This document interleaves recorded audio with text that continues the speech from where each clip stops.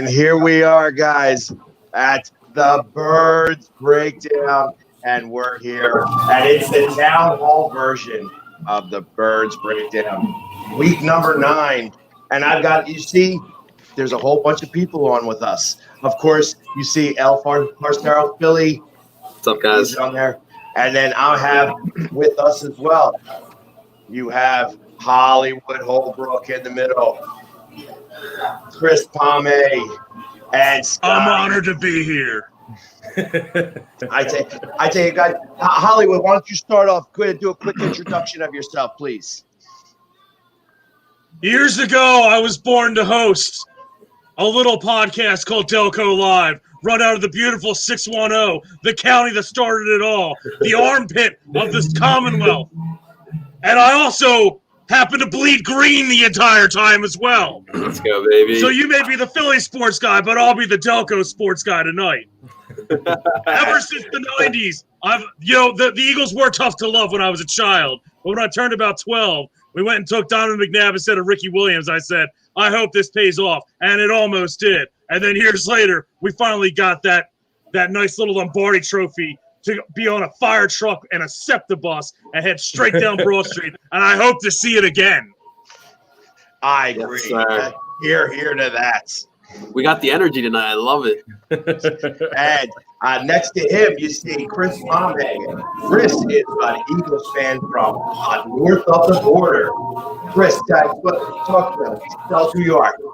I'm Chris Pomey. I'm an Eagles fan here in the Toronto area since 1980, since the Eagles beat Dallas in the 80 NFC Championship game.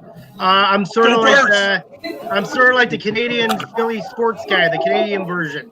Maybe not as loud, and I don't paint my face, but I love the Eagles. And like I said, I'm one of the big Eagle fans. I've seen them in Green Bay. I've seen them in Buffalo. Nice. I was supposed to go to a game this year in Philly, but I'm going to have to wait another year. So I'm hoping to go to the Link next year for my first ever Eagles home game. It's a great place to be arrested at. I love it. The Eagles fan base is growing in every country. I love it. Keep it up, Chris. Oh, yeah. There's a lot of Eagle fans in Ontario. Nice. That's awesome. That's awesome. And then, of course, we have Scotty down at the bottom.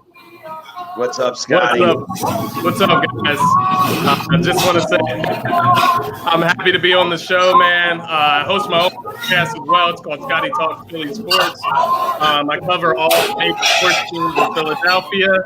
And, I'm just trying to bring the energy to these, the same level as these guys. I'm happy to be with some dedicated Eagles fans, man. I'm over here bleeding green as well. So let's bring it tonight, guys. Absolutely, 100%. I'm glad we finally got Scotty on here, Philly sports guy. Hey, yeah, absolutely. I've heard a lot of good things about that, and of course, he's a Birds fan, so you can't ever go wrong with that. Absolutely. So tonight we're going to have a little bit different, but let me start off with our sponsors.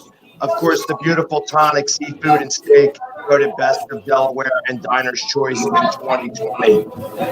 Wi-Fi, gluten-free. Awesome internet. Philly sports trips for all Philly teams. If you want to see the Eagles, Phillies, Flyers, or Sixers, go to phillysportstrips.com and book your trip today. And King Creative, every story has an audience. Let the Blue Lion tell yours. And of course, tonight we are doing the Town Hall. And we're going to start it off. We're going to keep doing topics out there. I want to hear what everybody's got to say. And of course, I want to start off with our very first topic, that we are in first place. And I want to know how everybody feels about that. We're going to start off. I got it. You go, Hollywood. Let me tell you something. This is a historic fact. The last two teams to clinch a divisional title with a losing record was the 2014 Carolina Panthers with a 7-8-1 record, which we are headed on our way to get, and they won a playoff game at home against the Arizona Cardinals. And then everyone forgets, in 2010, the birth of beast mode happened when the Seahawks were 7-9, and the Beastquake happened when they beat who did they beat? The Saints in Seattle. So trust me, get us in the playoffs and then meet us there. I love it. I love it. Hollywood's bringing the positivity. I'm here for it. Hollywood's always brings it big. He goes big or doesn't show up at all. Hell yeah. How about you, Scotty? What are your thoughts on first place and what do you got so far? Yeah, man. So I'm right there with you. I'm very optimistic. I think we're getting healthy right at the right time. You see, we should have Miles Sanders back. We should have, Alshon back. I know not everybody's a big fan of Alshon, but he should be able to contribute something. But overall, at the midway point, disappointing to say the least. The 3-4-1 record. But luckily, our division sucks, and we have a chance. So just like my man Hollywood said, if we can make it to the playoffs on any given Sunday. Any given Sunday, yes, sir. How about you, Chris? What is it north of the border feel about first place right now? I'm happy the Eagles are in first place, but I'd rather be over 500. I think the Eagles have had injuries, obviously, but I think there's been some inconsistency. I really thought this team could have been a 10 or 11 win team this year, but I guess, like I said, injuries and inconsistency. So I want to see the Eagles in the second half. I go at least 5-3. 5-3. I want to see Carson Wentz be more consistent and stop turning the ball over so much. 16 turnovers in 8 games. That's 2 a game. Can't do that.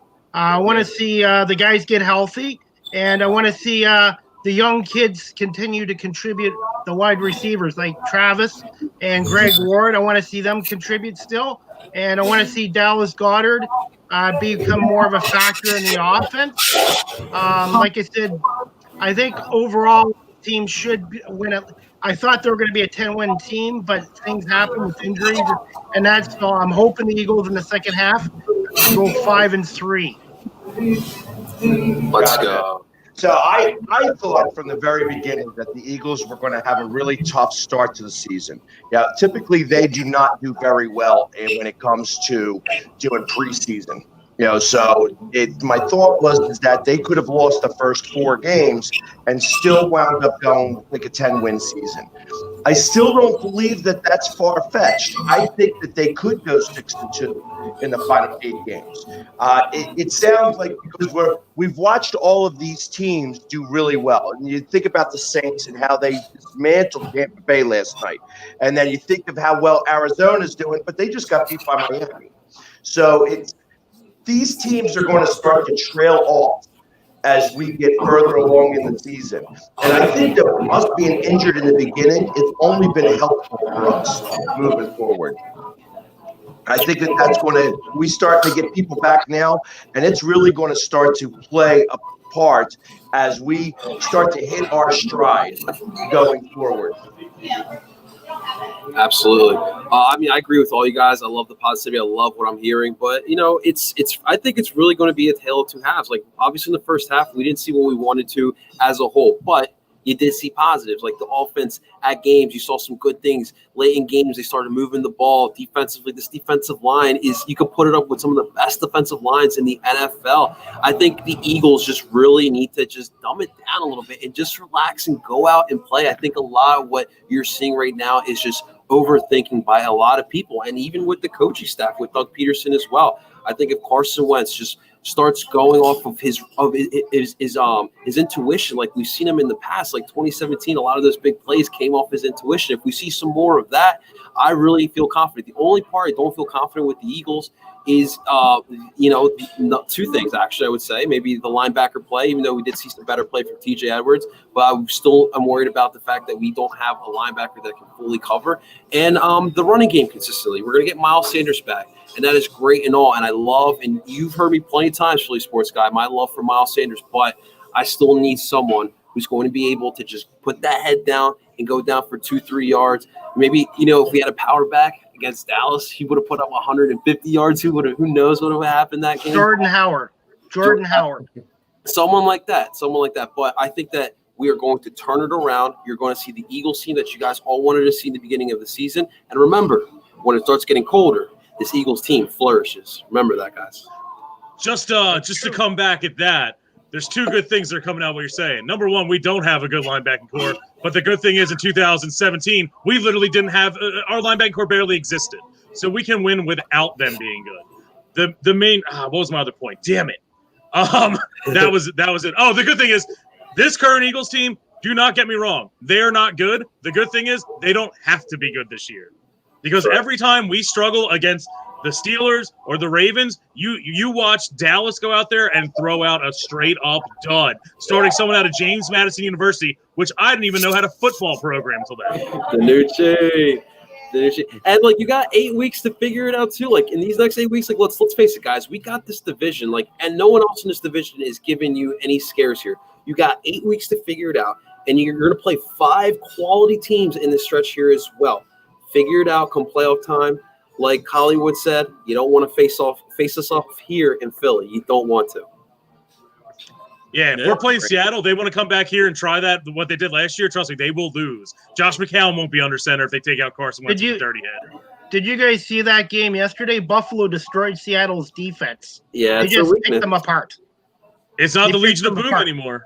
No, it's not, and they can be beat. And Buffalo just 44 points on them, the most Pete Carroll's teams have ever given up in his 10 years in Seattle. Because he's a fluke and a cheater in college. So, you know what? I don't think there's one clear-cut favorite for the Super Bowl now. I think there's a lot of good teams. But I don't think there's anyone that's invincible. And Pittsburgh might be 8-0, but they certainly didn't look like a powerhouse yesterday. And Kansas City that Big Ben injury scares me. Yes. Yeah, I think it was his knee. He was not okay. He was not okay coming back. No. They shot him up with a painkiller, I bet you, at halftime. They said no breaks. Trust me, an MRI ain't gonna be looking for breaks. I think something's wrong. But yeah, I think that's actually a good point, Chris. Just saying about the teams.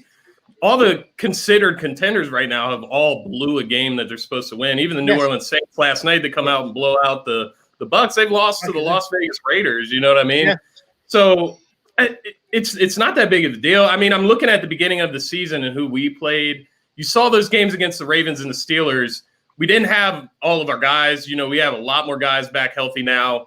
And we competed with two of the best teams in the league. I mean, the Steelers are undefeated for a reason. I know they've been slumping, especially yesterday. But just to see us go out there and compete, the only thing that puts the question mark back in place is that you see two really, just not good games against Dallas and New York after two really good games. I won't say good because they were both, trailing, but to stick around with those two good teams and then come back and lay duds against the division, even though you're pulling out wins.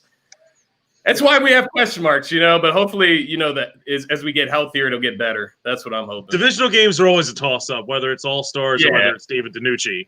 Yeah. Right. Exactly. That's exactly correct. Nothing's ever a given when it's a divisional game, which brings us, and with all the question marks that we're talking about, it brings us to our next topic, which is the midseason grades. There's a lot of people that we could talk for a few minutes about, but I wanted to bring it down to the top 6 most important people on this team, starting with the head coach, Doug Peterson. What are your thoughts? I'm going to let you guys have the floor. Who wants to go first? I'll go first. You started. I got you. So, Doug, man, I've been really critical of him this season. I've seen, similar to Carson, just very inconsistent.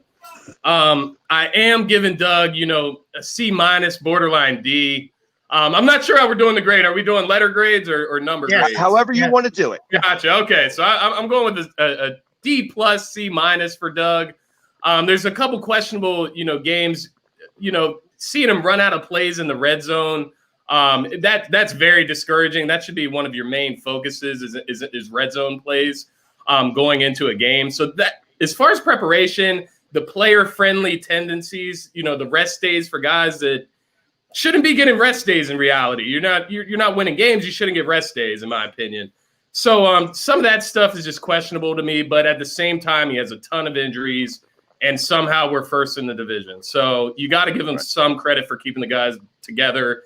And they're resilient. That's one thing they do. They go out and they play for Doug, if anything else.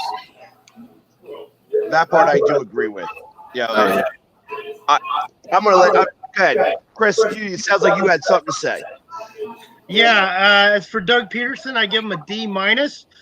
Poor play calling, inconsistent, and too many 2-point tries that didn't need to happen, and basically poor play calling, and the team is always slow to start the game.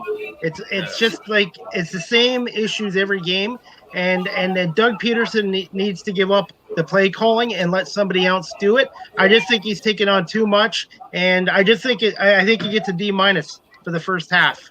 D-. I'm going to give Doug a complicated grade here, and it sounds like I'm wimping out of it. I'm going to say that Doug Peterson is getting a D+, but pending a possible B+, because he is handcuffed with who he's given to play out there and all that stuff, right? We're starting out slow, but guess what? We're coming out of the Andy Reid and Chip Kelly era where there was no adapting. If we're resurging later in the games, that's much more positive and a positive way to end the game than just watching us fizzle out. Even himself last year, how many times was it? I could think of the Vikings games. I could think of the Saints game where it's just like as soon as it was a 2-possession lead, done, over. Like just run up the score, put in the backups. It doesn't matter. Like we took too many huge losses this year. We're still competing, which is something. And like I said, that just shows a lot when all you have to do is beat the Washington football team, the Dallas Dumpster Fire, and the New York Giants. Dallas Dumpster Fire. That's so, a great name. And a very specific thing that may come back to play. That Bengals game was so frustrating to see them punt at the end instead of just taking a stab at winning. But we could have ended up losing because of that. And in hindsight, that tie may be the thing that gets us in the playoffs. Good point. 100% Good point. agree. Great point. 100% agree. I would have to say. So that tie actually shows up as a second win right now. It did for the Panthers. Everybody is 2 games behind us right now. 100%. Yep. I would have to give Doug Peterson a C here. For me, obviously, we're talking about early in this year, too many 2-point conversions at this point. Teams they know that he's going to go for 2 points, and you don't have many different types of plays that you can go with in that area. And Doug just keeps killing it with these 2-point conversions. You need to know when it is you can use it. Obviously going for it on 4th down. Like, it at certain times in the game, I feel like, why are you going for it on 4th down? Like, there's plenty of time on the clock. This defense has proven to you that they can make stops when you need a stop. So maybe a little bit more trust in defense would be beneficial. However, I didn't even mention, too, the offense hasn't been playing up to par. I am one who thinks that Doug Peterson needs to have some sort of offensive coordinator to allow the play call and been happening. Exactly. And allow him to just manage the game. It's just too much on his plate. But I will say the positive to Doug is that Doug is a leader. Before anything else, Doug Peterson is a leader. He has been able to get this team ready to play when the moments that this team needs to play the most. And he's done that this year. We talk about early in this year having to rely on young players, guys off the practice squad, guys who we all have never even heard of. And they have been showing up. They've been showing up for Doug Peterson. So going forward, I know that Doug, when it comes to December, when it starts getting cold, Doug turns into Bill Belichick-like, right? He starts getting the big balls, we can say as well. But in the first half, with this, I'm tired of this team starting off slow. And I have faith in the second half, but that's why I give them a C. It's an average job that he's done so far, but I think the best is yet to come for Doug Peterson and this Eagles team. It's going to be the narrative of tonight. With the 2-point conversion, the only thing I'll defend him on is that frequently we are down and need to get a lot of points soon. And the other thing is Jake Elliott is doing absolutely terrible this year. There was one point where he was kicking around 50%, which is unbearable. That's bad for Madden. And just go for 2 because you're not guaranteed the 1 anymore right now. Yeah. And Jake Elliott's 1 for 4 from 50+ yards. He's 8 for 12 overall. He's only hitting, like I said, 8 for 12, 1 for 4 from 50+ yards, and I think he's missed a couple extra points too. So I've lost a little confidence in our kicker Jake. Yeah, I don't know how he's kept the job. I know he's got a hefty contract, but I'd almost rather see anyone but him out there at this point. I'd like to see the Eagles except Patty Morgan. Yeah, I would. Yeah. I agree a little bit to that respect. I was listening to the NFL Network a lot, thinking a lot of Red Zone, and they were talking about 2-point conversions during times when I didn't think the 2-point conversions, but they're saying that that's what the metrics call for at like towards the end of the game. And I'm like, are you kidding me? He's going to miss the 2-point, he gets a 2-point conversion, and then he might win the game, or else he could tie. It's going to be 6 or 7 points difference. And they were saying that the 2-point conversion was the better way to go there, because then it would actually provide a win, or you'd have to go for 2 again to possibly tie if you missed it. So I don't understand some of the metrics or who's coming up with the metrics on the 2-point conversions anymore. I was unhappy Metrics and analytics are a fraud. We all know Moneyball. Gabe Kapler analytics, man. Yeah. We all know Moneyball and Gabe Kapler and all that stuff. And guess what? Gabe Kapler still has not coached a playoff game. And Moneyball, that athletics team got swept in the first round anyway. It's a pretty little thing when your team stinks. But guess what? Overall, you can't base an entire season or an entire roster off of some numbers. Agreed. So, which brings us to our next other head coach on this team, Jim Schwartz. And why don't you start this one off, Hollywood? Jimmy Schwartz. So last year, I can't believe that Jim Schwartz made it through the year. Honestly, we were terrible, and I didn't know if it was a personnel issue or what. I didn't know if losing Patrick Robinson may have been the most. I didn't know if Patrick Robinson literally should have been MVP in 2017 because of how bad we got when we lost little pieces like that. But it added up. And last year we sucked, and we thought we were going to have an even better defense than when we won. But this year, he is keeping us in there. There's a lot. This is almost like a Chip Kelly offense sometimes, where we're going 3 and out, and we're going 3 and out fast. So that defense is out there a long time, and they're out there frequently. And the fact that we're holding these really good explosive offenses to around 30 points, that says a lot, because in any other competent offense, that should only be about 20 points to letting up. So we're giving him a grade, I think, especially compared to last year. And he's adapting, and none of this bend but don't break garbage at the end. But then again, we're usually not in the lead, so it doesn't matter. Solid B.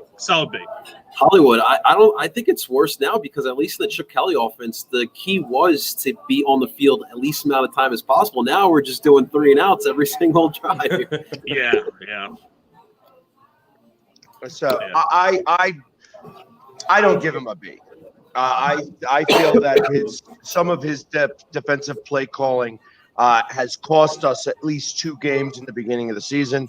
I think that he's adjusted somewhat now, but I have not liked the way that he's been preparing his defense for that. His preparation for the Rams was horrible, was straight horrible. And then for the next 3 weeks after that, they were able to run reverses on this defense, and they still weren't keeping their lines.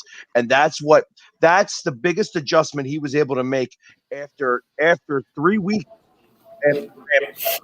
So I was appreciative of the fact that he was able to make that happen. But when I'm out in Pittsburgh, I'm yelling that somebody's got to stop Claypool, and nobody was. Yeah, it was bad. It was bad. That was bad. That could have been a personnel issue. But like we said, the Rams game and the Bengals game was we let up a lot of yards, a lot of targets to tight ends.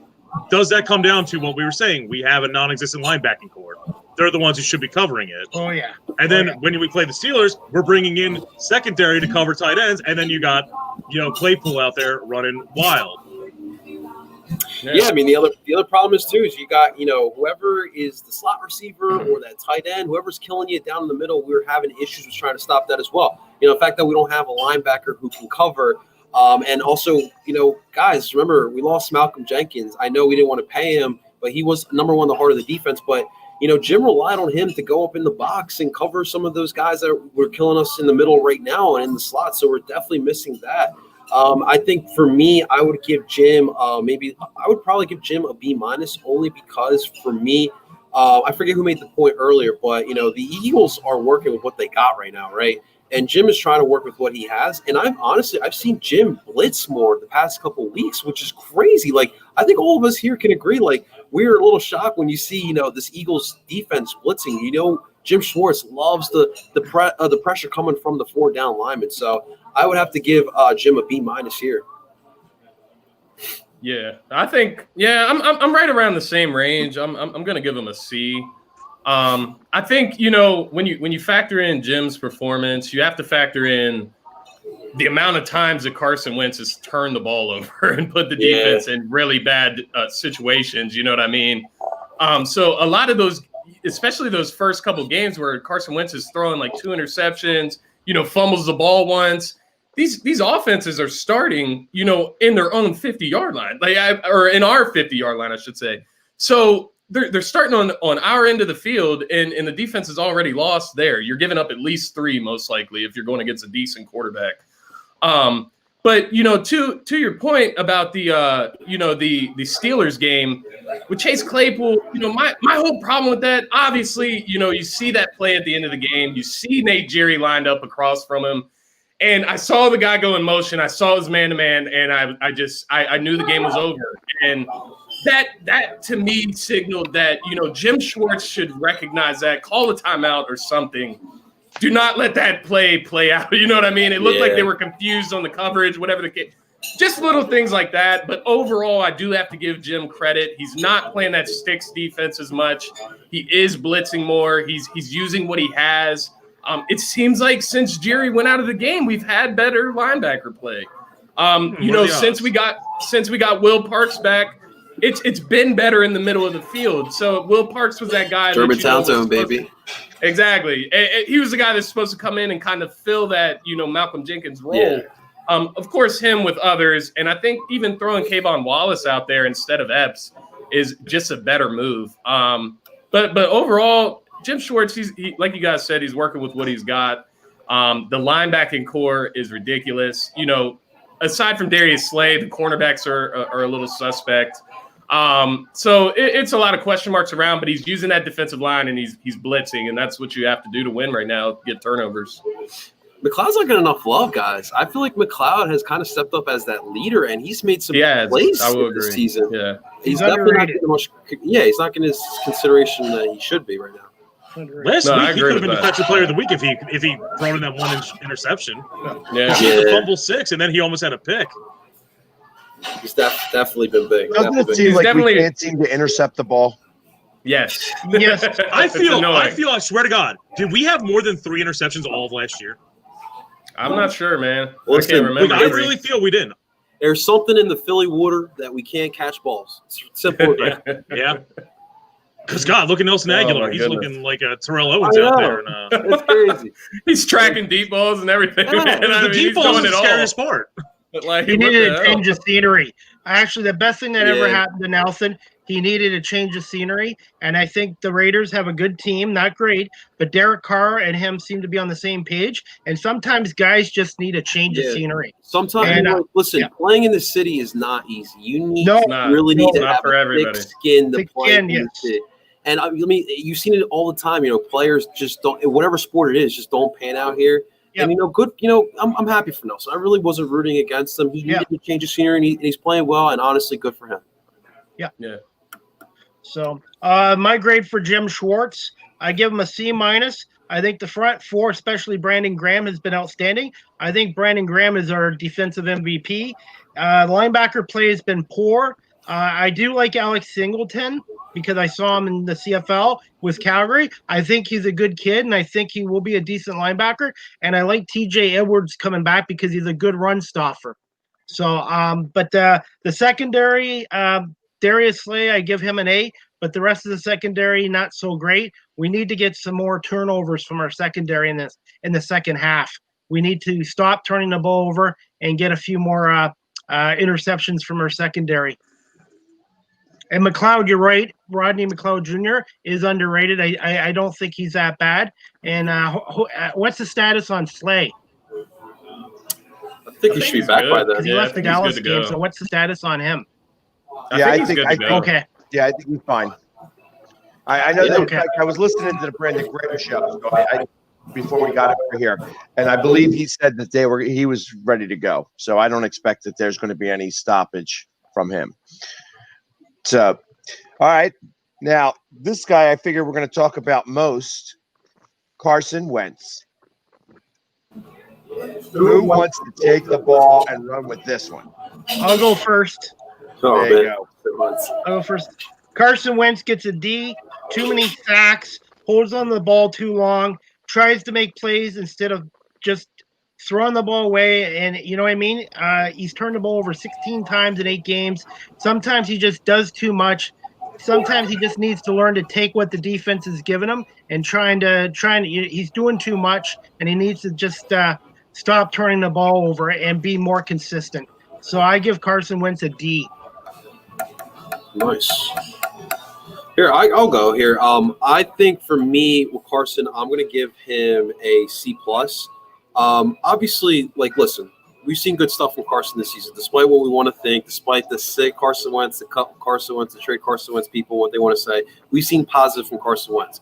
Fourth quarters, listen, Carson Wentz has been playing pretty well in those crucial quarters. Agree. Fourth quarters. I agree. Does he need to limit down the turnovers? 110%. Some of these sacks he's taken are on him. Some of these interceptions that he's been given are on him as well. He needs to learn to take what the defense is giving him and just react off of it. We've seen it in the past. He's been able to, work on his reaction. So for me, I'm going to give him a C+.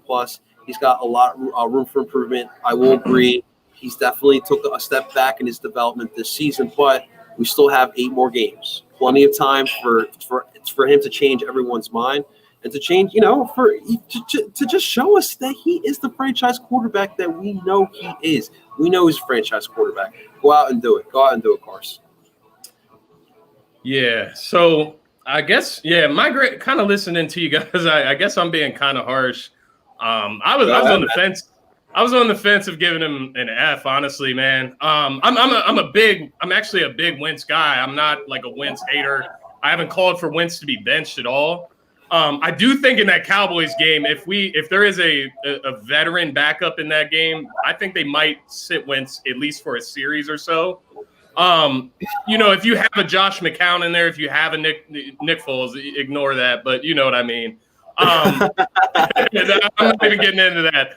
But, Carson, I think, I've said this on Twitter multiple times. While you have to let Carson be Carson because he's that risk taker. He's nitty gritty. He's going to try to make he's a gunslinger. He's a gunslinger. He's going to try to escape the pocket. He's going to try to escape sacks. That's part of who he is. And, part of the reason we fell in love with him was those plays that he escapes and he gets out of the pocket and he makes them. This year, it's been, inconsistent on those plays. So that's why the question marks are popping up. I guess I'll go with the D just because I feel like Carson, I'm having a hard time deciphering whether it's Carson or Doug. The risks. I mean, you look at that Cowboys game, the 2 heaves are just unnecessary. Against the Giants, he did something that, grade school quarterbacks are taught not to do, and that is throw across your body across the field. And I mean, I saw that, and that was right before he threw the interception going to Hightower. And I'm just like, what is going on with Carson's decision-making? Because that's not what you do, period. I don't care what quarterback it is, what level, you don't make that play. But overall, I looked at it today, and, you look at when Carson has been his best on the Eagles. It was in 2017, and it was at the end of last year. And it's when we run the football. And that's where Doug is not helping him. He's not running the football consistently. I get it. We're down in a lot of these games, but you can't completely abandon the run. Part of it is Miles Sanders' health. Part of it's Miles Sanders. I'm hoping we get him back fully healthy, and I hope we focus the offense around him, honestly. I think we need to be run-centered. I think Carson is better playing that nitty-gritty type of football, and I don't think the offense is doing any favors for the defense, turning the ball over, quick 3-and-outs. I don't think they're doing any favors for the defense either. So overall, I think Doug needs to do Carson some favors. We talk about the slow starts. We come out with these – get Carson some quick decisions. Get the ball out of his hands quick. Yes. Don't give him time to get hit. He gets hit. He gets rattled just like every other quarterback. So, a lot of it, I'm just kind of confused on if it's Doug in the play calling or what he's telling Carson, or if it's just – strictly Carson, and his gunslinger mentality. I'm kind of confused there. Scotty, on that point, what else is a problem is there's too many voices in that Eagles offense. He's got 5, 6 different offensive coaches to answer to. That's just too many voices to answer to. And that's back to my point earlier. Get yourself an offensive coordinator, just to focus on the offense. Get yourself I don't listen. Doug Peterson and the Eagles are high on Press Taylor. I don't know why. They see something that we don't. Obviously, they work with him every day, but It'd be nice to have a quarterback guru there to just coach up Carson, get yourself an offensive coordinator who brings some creativity out in this offense. And answering to so many different people can be confusing, even with the quarterback who's in the 5th season of his career. So I agree with you there, Scotty. It's just there's a disconnect between coaching and the player. You guys aren't going to like my answer. Go ahead, Hollywood. We're here for it. I'm the biggest hater you'll ever meet, especially with the superstars in the city. You should hear the things I say about Claude Giroux. You should have seen how mad I would get at Ryan Howard. The process, you name it, I probably got mad at it for no reason. This is an absolute exception. This is a perfect storm of disaster put around him. We can sit there and be angry. He's making this money. He's supposed to be a leader. It has to be noted. This offensive line is absolutely terrible. That O-line is not an F. That is a G-. The wide receiver core is literally people brought in out of D5 schools that couldn't make it on practice squads in NFL Europe, if that even exists anymore. And the problem with that is that's not just – he doesn't have time to get comfortable with those receivers because you got to remember, the only thing we said at the end of last year is, oh, my God, I hope that Greg Ward and Deontay Burnett are our top receivers. And then this year starts, and guess what position we're in? Deontay Burnett and Greg Ward are our top 2 receivers multiple weeks. This team knows most of all. You signed Deshaun Jackson. Guess what? You get 6 quarters out of him. We signed a guy who who decided to sit out after we gave him a contract. And Alshon Jeffrey, he's not going to show up to your winning. It's always something. Something hurts. Something hurts. Oh, you're coming back. Oh, this hurts now. Oh, we're winning. I'll play. So the wide receiving core is literally, especially because we're changing overall every week. That's an F- or G. Don't forget the tight end. There have been, I don't even know if there has been a week where Goddard and Ertz have been on the field at the same time. We've relied on Richard Rodgers and, God forbid, a dude named Groom to finish out games for us and start. These are not people Carson Wentz is ready for. These are people that Nate Sudfeld's probably I don't even know who that guy is. So you put that perfect story together, throw in the running game. When Miles Sanders is out, our running backs go from a B down to I love Boston Scott, but he's not Darren Sproles. And Darren Sproles was a unique player that needed other people to make him the change up out of the pitch rotation, basically. We don't have that. We're signing a dude named Huntley out of nowhere.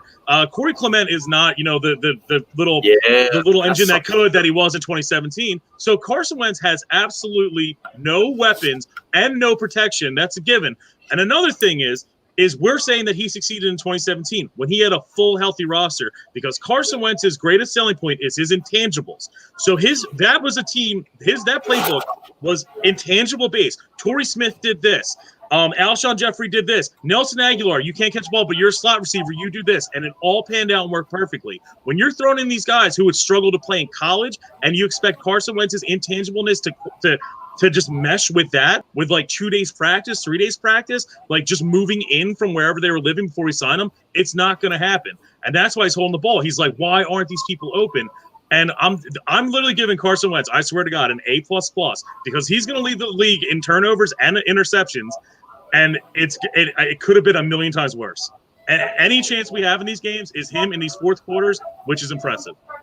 And to your point, Hollywood, it actually sparked a point for me.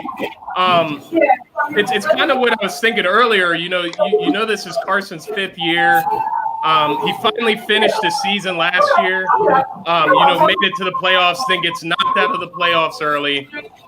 So it was kind of coming into this season, you were just hoping to see, Carson Wentz with a healthy team, with playmakers around him. You draft these guys in the draft. You pick up Marquise Goodwin, like you said, Hollywood. They're gone. Yeah. So it was kind of I was looking forward to this 5th season as my measuring stick. Who is Carson Wentz really? You know what I mean? Because coming into this season, in my eyes, his talent is impeccable. It's up there with the top quarterbacks. He just gets really out of whack sometimes, just like every quarterback. Let's be honest. When they don't have a good offensive line, they don't have a stable offense around them, they play unstable. So it's kind of just disappointing all around seeing the situation he's back in this season, and he gets, and I hate to say it, he gets more excuses, but it's how can you not give him excuses with the state of the team? You know what I mean? This is the rare time where there are excuses. Yeah, it's there. So I definitely get you there, Hollywood. You just sparked my mind on that. Although I don't give him an A++ for this. I don't give him as bad a grade as you guys did. I kind of agree with a lot with what Hollywood was talking about.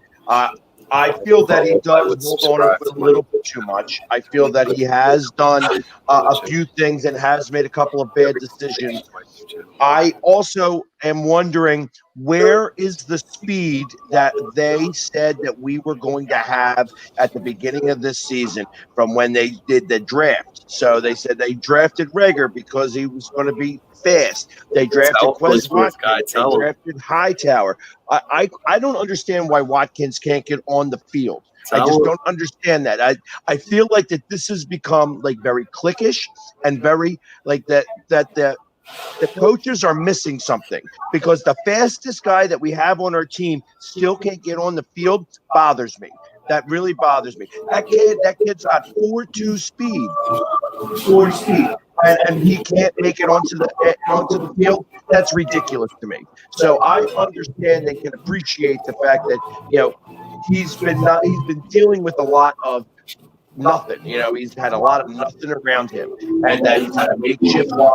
I mean, let's talk about it. When it came down to the Ravens game, it was literally, he had two starters on offense. That was it. Everybody else was out, and that's the hard part. When you're dealing with something like that, how do you be able to move forward? How do you be able to even field the team? You know what I mean? It's like, hey, all right, you have to make plays in the dirt because nobody's been played together before. And that's hard to do. And the fact that he came back in the fourth quarter and still scored 20 points in the fourth quarter was amazing against the number one defense in the league at the time. So, and the fact that we were able to score 28 points against the Steelers, who was supposed to be the number one team in the league, again, also, it's pretty amazing that he's been able to make that stuff happen.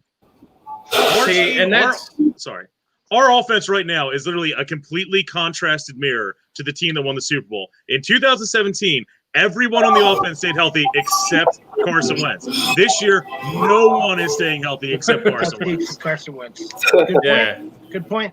But like I said, if Carson Wentz had, let's say, Stefan Diggs and a Cole Beasley and let's say a John Brown like Buffalo has, I bet you Wentz's numbers would be a lot better than they are. So, Jamie, I agree with you. Maybe I was a little too harsh giving him a D.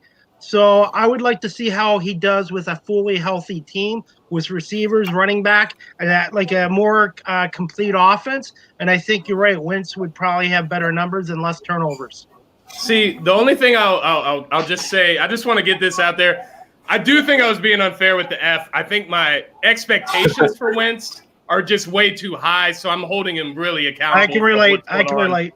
But, the thing that bothers me about Wentz this season is, like you guys said, he performed so well against the Ravens and the Steelers, but then comes out and plays so, like, some of the decision-making against the Giants and the Cowboys was just completely frustrating and bad to see from your quarterback. And I get it. The offensive line is beat up. He's the most pressured quarterback, up there in the top 3, I'm sure, most pressured quarterbacks in the league. And that does rattle you. But, at some point, I guess I would just in those Giants and Cowboys games, if he's just a game manager, we'll win those games and blow them out. I mean, if he just doesn't take the risk. But that, again, is just Carson is going to be Carson. So you got to take the bad with the good at the end of the day. Right. And I want to introduce, while we have a quick second, and give him a chance to talk about his opinion on Carson Wentz. We got the Eagle Demon was able to finally make it. He was driving around. He was trying to make it all happen. So I appreciate you coming on there, the Eagle Demon. Absolutely. What's going on, man? Thanks for having me, fellas. And we're talking about Carson Wentz. We got to know your opinion. All right. So what are we grading? We're grading Carson right now. That's what we're doing. Yes, all right. Honestly, this season alone, I would have to give him. I'm just gonna go plain C. And although that's not the spicy grade that you want, or on the other end, the F that that gathers all the talk, I think he's been kind of handcuffed this year. You know, you've talked about the injuries, but not only the injuries, the play calls. The play calls have really not seemed to go in the direction that, you know, we thought Carson would. When he went, what was it? His MVP season, that was a lot of RPO and it not running as much as getting the ball out quick, getting those slants. We had the quick receiver. Even Aguilar helped out that season by getting the ball out quick. And it just doesn't seem, it seems like they're kind of trying to go long to short, more of a Bruce Arians style, which I don't see that kind of team. I don't see our line being able to hold up for 3 seconds plus. I don't see our receivers getting that much separation. I think we should kind of morph into a quick hitting team, gain 4 yards, gain 5 yards, and then take your shot. And it seems like we're going for too much. And that's the thing. That's a good point, because I sat here, I watched us against the Rams and the 49ers, and you see the way that those offenses are ran. We have the personnel to run that type of offense, you know, the motion, all the motions before the snap. Yes, sir. And you know, just like those teams ran those wide receiver sweeps on us, we can do that too with guys like Jalen Reagor, you know, the speed that we have. But I'm with you there as far as the play calling. I mean, it's just been dismal. I mean, 3rd and short, and we're throwing deep route. Why are they even running those routes on 3rd and short? They should be running slants. Let's be honest. I mean, it's very simple. And I think it's about time to save some money and get a punter that can kick or a kicker that can punt, because obviously we do neither. So let's just save the roster spot and get someone. You know, we could have kept Kamu Grugier-Hill and had a linebacker and a kicker. But, you know, we going 4th down, we go for it no matter where it is. And no one's scared of us anymore. 2 years ago, people, you know, were scared of us. They didn't keep the defense on the field. Now they know they're going to stop. You know, and a mental game is a lot of football, and Doug is losing the mental game on those 4th and 1s.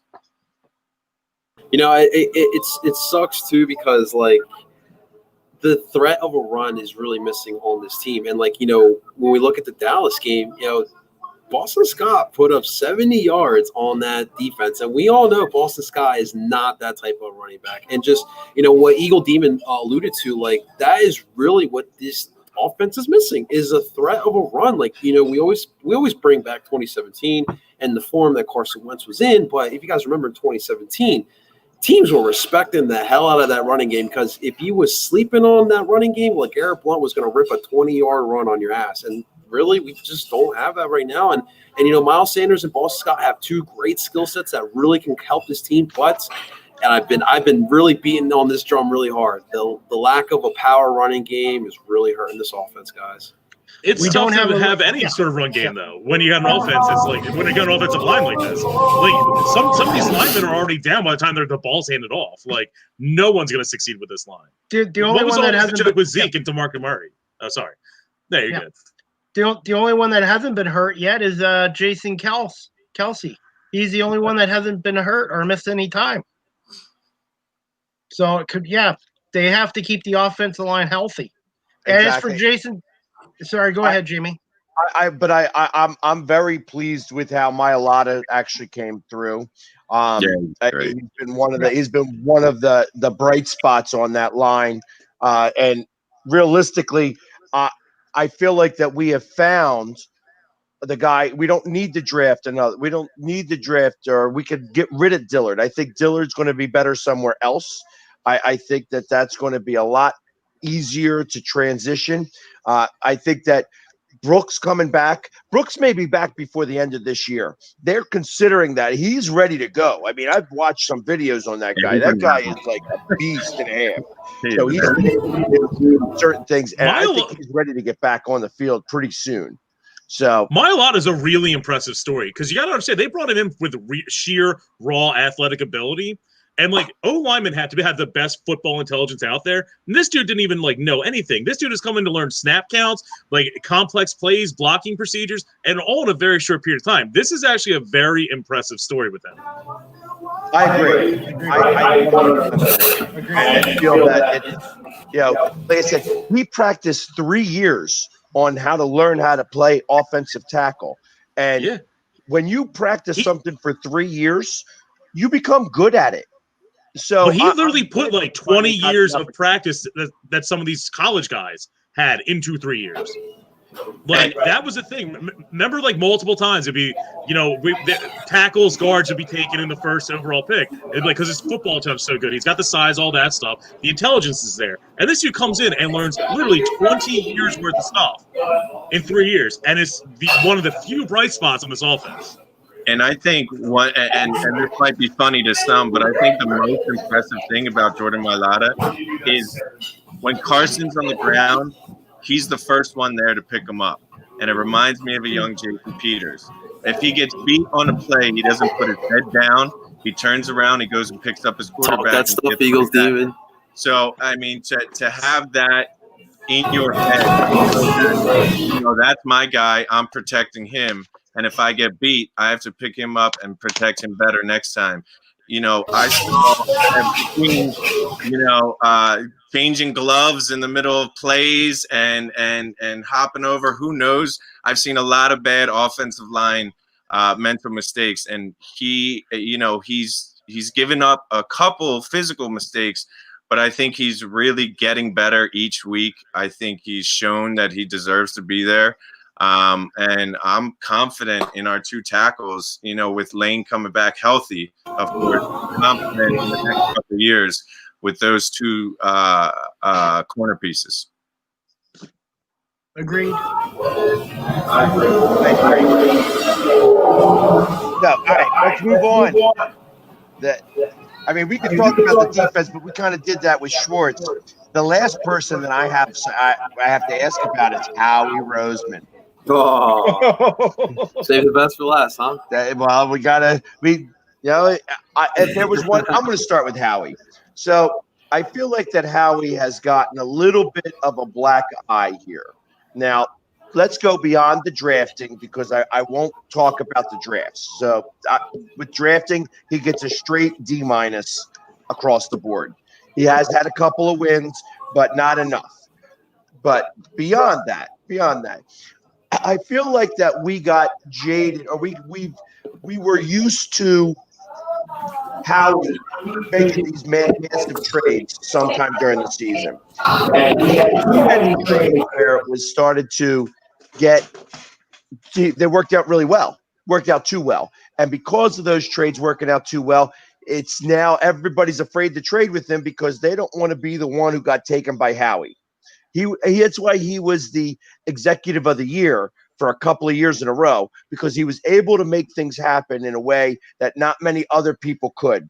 And now he's not able to make those trades anymore. Like I said, he's got kind of blackballed by the rest of the NFL because nobody wants to trade with them because they're afraid. So I think because of that, he gets a C-. And that's I feel like I'm being a little generous with that. Like he could be a D+ C-. But it's his drafting. It's time for him to give up the draft and start having somebody else take over for the draft. It's no longer something that he can do. Joe Douglas has not done very well with the Jets, but I think that's more Gase's fault than Joe Douglas. I would love to see somebody, a really strong football mind, come in here and start to evaluate talent a little differently, my opinion. Agreed. Yeah, if nobody else wants to go, I'll go ahead and go. So I gave Howie a D. What bothers me, obviously, I won't get too much into the drafting. He does have hits and misses. He did find a diamond in the rough in Travis Fulgham. I'm not a Howie apologist. The guy, I think his ego is through the roof from that Super Bowl season. And to your point about us kind of getting used to him making those moves at the deadline, the reason that I was close to giving him a C. He didn't make any moves, and I thought that was probably the right move this season. We're going to win the division without, we probably don't need much help to win the division at this point.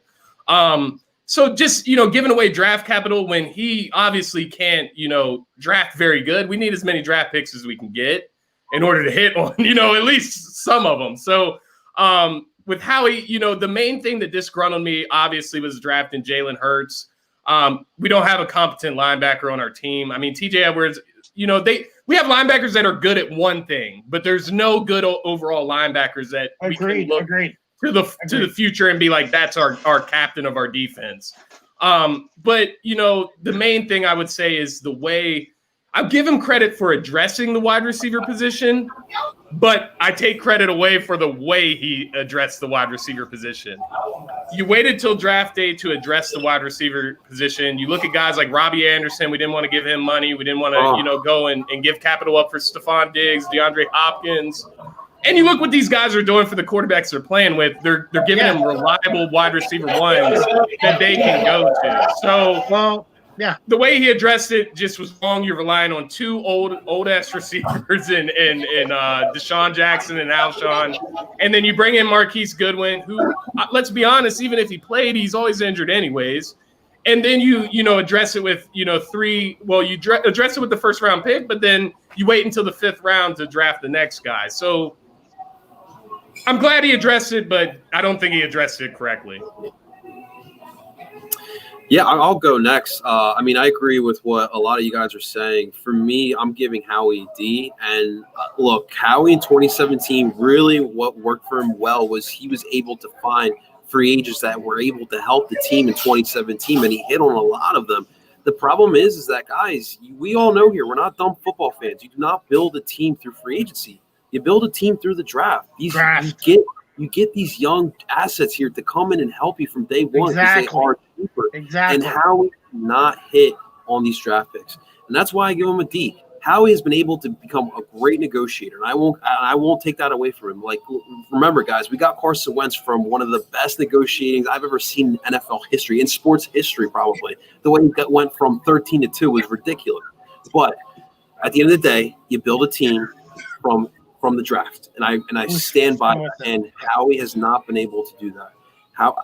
If Jeffrey really does want to keep Howie in the future, whatever. But you got to find someone who knows how to find talent in the draft, and especially in those later rounds. We're lucky this year we found a guy like Travis Fulgham, or even in the past when you find like a Boston Scott, or Philly sports guy alluded to Jordan Mailata. But you should be hitting on your day 1 and your day 2 picks, and we're really not hitting on them. And I do not want to keep hearing DK Metcalf's name again. I don't want to keep hearing Justin Jefferson's name again. Howie and the Eagles, please, I want young kids to help come here and contribute. Please. Just make the obvious draft pick sometimes. He overthinks himself. That's what prompts me to think that he has such a huge ego, because he thinks he's smarter than everybody in the room. Just pick the obvious pick. DK Metcalf, and there's a lot of guys that didn't pick DK, but we were right there. Just pick him. I was screaming that night. And then they hyped us up for J-Jaw, and then they don't even include him in the offense. So, whatever. And his theory that no one watches the Pac-12. There's some great talent. All right, Howie, come on. We people who watch college football know the Pac-12, but come on, you got to start at least pick some of these SEC players. At least one. Jeez. Howie's a complex issue because when we were riding high, a lot of our positions were platoon positions, specialists coming in for certain downs, all that. So it was nice to literally have options. Right now, we barely have starters at certain positions. That was one thing. The offensive line is not actually on him. That all came from injuries after, we thought we were set. The problem with it is he literally did put us in a position where we're starting a year without our top 4 wide receivers. You have to assume Deshaun Jackson is not going to play half a season. You have to know Alshon Jeffries is not reliable in a 16-game season. You signed a guy who literally quit because of COVID, and then your first round pick, the wide receiver that we didn't even really want, is barely ready and gets hurt in preseason, and now we're babying him around anyway. And that's, by the way, a trend apparently with our team the last few years. The Jalen Hurts thing is mind-boggling because I agree in a concept that when we're talking earlier to my point about Carson Wentz's main thing is his intangibles. And when he's, a mobile quarterback, big, mean, can throw, it's weird to move that as soon as he gets hurt into a Josh McCown or Nick Foles, where they are a statue and you have to change everything up. It is nice that if Carson Wentz does go down, you have a mobile quarterback. However, there was plenty of second, string mobile quarterbacks that were free agents or could have been moved for, a 5th, 6th, 7th round trade that we could have picked up. I'm sure the San Diego Chargers would have given up Tyrod Taylor or something like that for a 3rd, 4th, 5th round pick down the line. But we went and got Jalen Hurts, and their thing was, we're going to use him for a gadget. And then we used him on 12 plays. He fumbled the snap on half of them, thrown about 8 yards in his career, and just ran into a brick wall on purpose 3 times. He's a gadget that can't be a gadget. And also, I'm sorry, the whole gadget concept, this is going off the rails here. They're like, oh, the next Taysom Hill. I'm like, Taysom Hill is not a real thing. That's not an impressive thing. That's not someone you want to waste a roster spot on when we don't have starters at certain positions. That was a stupid pick. And it's also if you have 2 good quarterbacks, you have none. I mean, one time we had 2 good quarterbacks and won the Super Bowl, but this is just a weird situation. I'm bummed we let Malcolm Jenkins go. I understand that discuss the talks and all that went downhill, but you're literally losing the leader on your defense and the leader in your special teams, and that's 2/3 of the game. And you could have had, I'm sure they could have worked it out where they would have had him, Slay McLeod. That's a solid 3 out of 4 back there. And I thought Malcolm Jenkins been washed up. Watched the game last night. He's clearly good, and he's even better when you put him around someone like Janoris Jenkins and all that. He could have definitely been helpful this year. Howie Roseman, he's definitely messed up. I think he may have gotten lucky in 2017 looking back at it, but C+. I give him a D-. I give him a D-, and I agree with you guys. Make him the president of the operations and bring in a real football guy because, like you said, what you said is you got to build your team through the draft. And then when you get the guys in the draft that produce, then you go and add the odd free agent or make the odd trade. But the biggest thing is build the team through the draft, and his drafting has been bad the last few years. And he's just, I think he needs to be moved to president, and he needs to step down as GM. We need a football guy in there. And like I said, I think I'd give him an F if I had my way. But no, I'm not like I said, the guy might be a good wheeler and dealer, but as for drafting, terrible, awful. I wouldn't mind him going to Dallas. He can work for Jerry Jones. So he needs to be a financial advisor. Yes. Hold on, but on that point, Dallas, every time, because we're competing with them all the time, how many times have you in the draft gone, damn, Dallas hit on that pick, and then they don't make the playoffs? You never know. That's true. We've been mad so many years with them going CeeDee Lamb, we wanted him so bad, or we wanted this guy so bad, and then they miss. Who cares? Yeah, that's true. So for Howie, for me, he's still a Philadelphia Eagle, so I can't give him an F, but I will go D-. He just hasn't been good, and I feel like he's a general manager that is going to be linked with Carson Wentz. That was his pick. He, like you said, he went from 13 to 2. He did unbelievable things to get us Carson Wentz, and after that has done nothing to support him. If you're linked with a what you say a franchise quarterback for the next 10 years, you've let half his career go without signing a new stud offensive lineman. You've let half of his career go without signing a stud wide receiver. You bring back Deshaun Jackson and think that he's going to be, the all great hope, but we all know what he was. We knew what he was. We didn't want to pay him the $10 million when he left. So when he comes back years after being in a washed-up town like Tampa Bay with Jameis Winston throwing to him, how much better could he possibly be? Now, I was on board for him being a 3rd option or a 4th option, but that's not what happened. And you didn't sign any backups. You didn't think of any backups to have that insured. Not only that, the linebacker position has been irrelevant as long as I've been a fan almost. Jeremiah Trotter is the last stud linebacker that I can really see in green.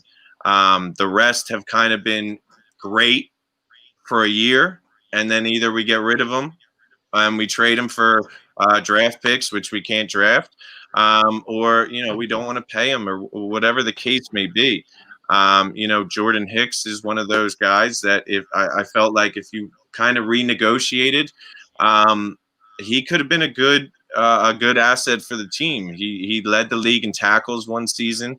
I don't think he was a great linebacker, but I think he was a great complementary linebacker. And I just don't feel like he fills the holes before they need to be filled. I feel like he lets it get to the place where we go, okay, well, now we need A, B, and C. And he goes, all right, let me see what I can do. And gets, he gets B, C, and D. We needed A, B, and C, and he gets something different to keep us happy, to keep his job, to keep us motivated, in a new guy, a fresh face. But overall, I'm tired of the inconsistency. I'm tired of losing week one. I'm tired of not starting off. I know this team is a 2-0 team, 3-0 team, and I'm tired of battling back. The Super Bowl season, when we started that season, that run, whatever team we played, we knew we had a shot. And it feels like that almost every year. However, now it's starting to turn like the opposition thinks they have a shot. When we played the Washington football team week one, I mean, it was almost like we smelled our own stuff before we got on the field, and they saw that. And I just feel like that all bodes back to Howie. If Howie has reached out and gotten a dominant line for Carson to maybe hold on to the ball 3 seconds like he wants to do, and he can't get it out of his head that he has to throw the ball away, well, get him a line. Get him a Cole Beasley that can run a drag route, that can be an option. Get him a running back that can catch. Which Miles Sanders, I love the way he's looking like he's going to turn out. But it's Carson's 5th year now. These things should have been thought of before that. He doesn't need to go deep every play. Dink and dunks, and you haven't found a dink and dunk receiver. Our tight ends are 2 of the best in the league, and you don't use that to your advantage. You don't send those on crossers. You don't do a middle tight end screen. You don't do the shallow tight end fades. You don't do any of that. You look for Zach Ertz to run a route and get open, and Carson bails him out. And you've leaned on that for 5 years and expected to just pull a rabbit out of the hat with the draft, which he hasn't. So D- for Howie. Yeah. I can agree with that. I can agree with that wholeheartedly. It's been, like I said, I mean, obviously we could talk about this, and it's been happening for a couple of years now, and it's time to actually change the narrative a little bit, and that's kind of what I'm interested to see and hear. We need a new norm. Exactly. So, guys, I want to take a few minute break here. So, if you guys want to re-up on some beer, I have to show. I promised my buddy here that we would be showing a clip of this movie that's coming out tomorrow. The Demon has already seen a version of this, but I said that I would show it. This is maybe next year. So like I say, go grab a beer if you need to. I know I need to grab one. We're going to show the clip, and we'll be back in just a minute. Hey, guys, I got to head out because I got to get up at 4 in the morning. So I'm going to cut out a little bit short, okay? I appreciate Chris. And definitely check out CDP. He's got a thing on Facebook every day. 30 minutes. Yeah, 30 minutes live with CDP. Wednesday nights at 8:35 on Instagram Live. Friday nights on Facebook Live at 9 o'clock. And then I do an Eagles game recap after each Eagles game on Instagram Live about 5-10 minutes after the game. Awesome. So Is the Hockey Hall of Fame that cool? Yes, it is. It's one of All the right, best. good. I'm trying to get up there Hall of next year. I'm Yes. trying to get up there next year. Yes, it's worth going to see. Yes, definitely. Good. But nice talking to you guys. I hope you guys will bring me back again at some point. Yes, sir. Absolutely, Chris. Thank You you take so care, much. Chris. I really appreciate it. You too, Nice. guys. Thank you so much. Absolutely. Thank you. Go Birds. Go Birds. Go Go Birds. Go Birds! All right, and Thank here, you. and just on that, and we'll start off maybe next year. The trade.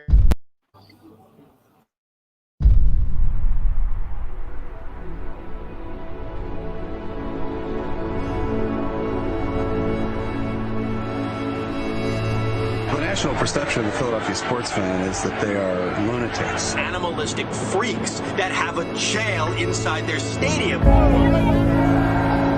Philadelphia is a blue-collar city. It's a union city.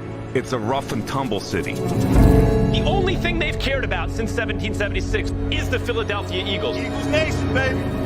Being raised up in North Philly, you gotta be hard. Whatever we do, we have to work at it 10 times hard. Ladies and gentlemen, the soul of the Eagle fan base, Eagles Charlotte. I love my team. I ride or die for them. But they got to want to do the same thing for us. They got to want to do the same thing for the fans. I feel your frustration. 60 years in a slump. Carson Wentz threw 2 touchdowns. The Eagles beat Washington.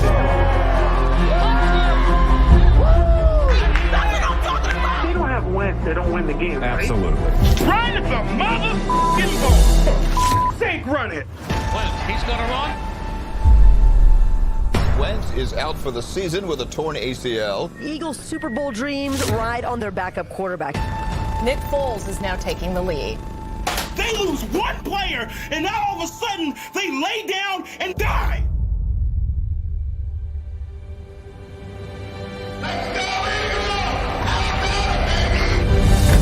I believe in my team. It's gonna happen soon. Every year I believe. A Super Bowl championship in this town is the holy grail. If I would have to go, I would want it to be during a game. Did you ever doubt Rocky? Ready! We're the city of underdogs. Buckle up. This next 30 minutes is going to be something. You ride it down with your team all the way or no way. You gotta be an Eagle fan for life. Period.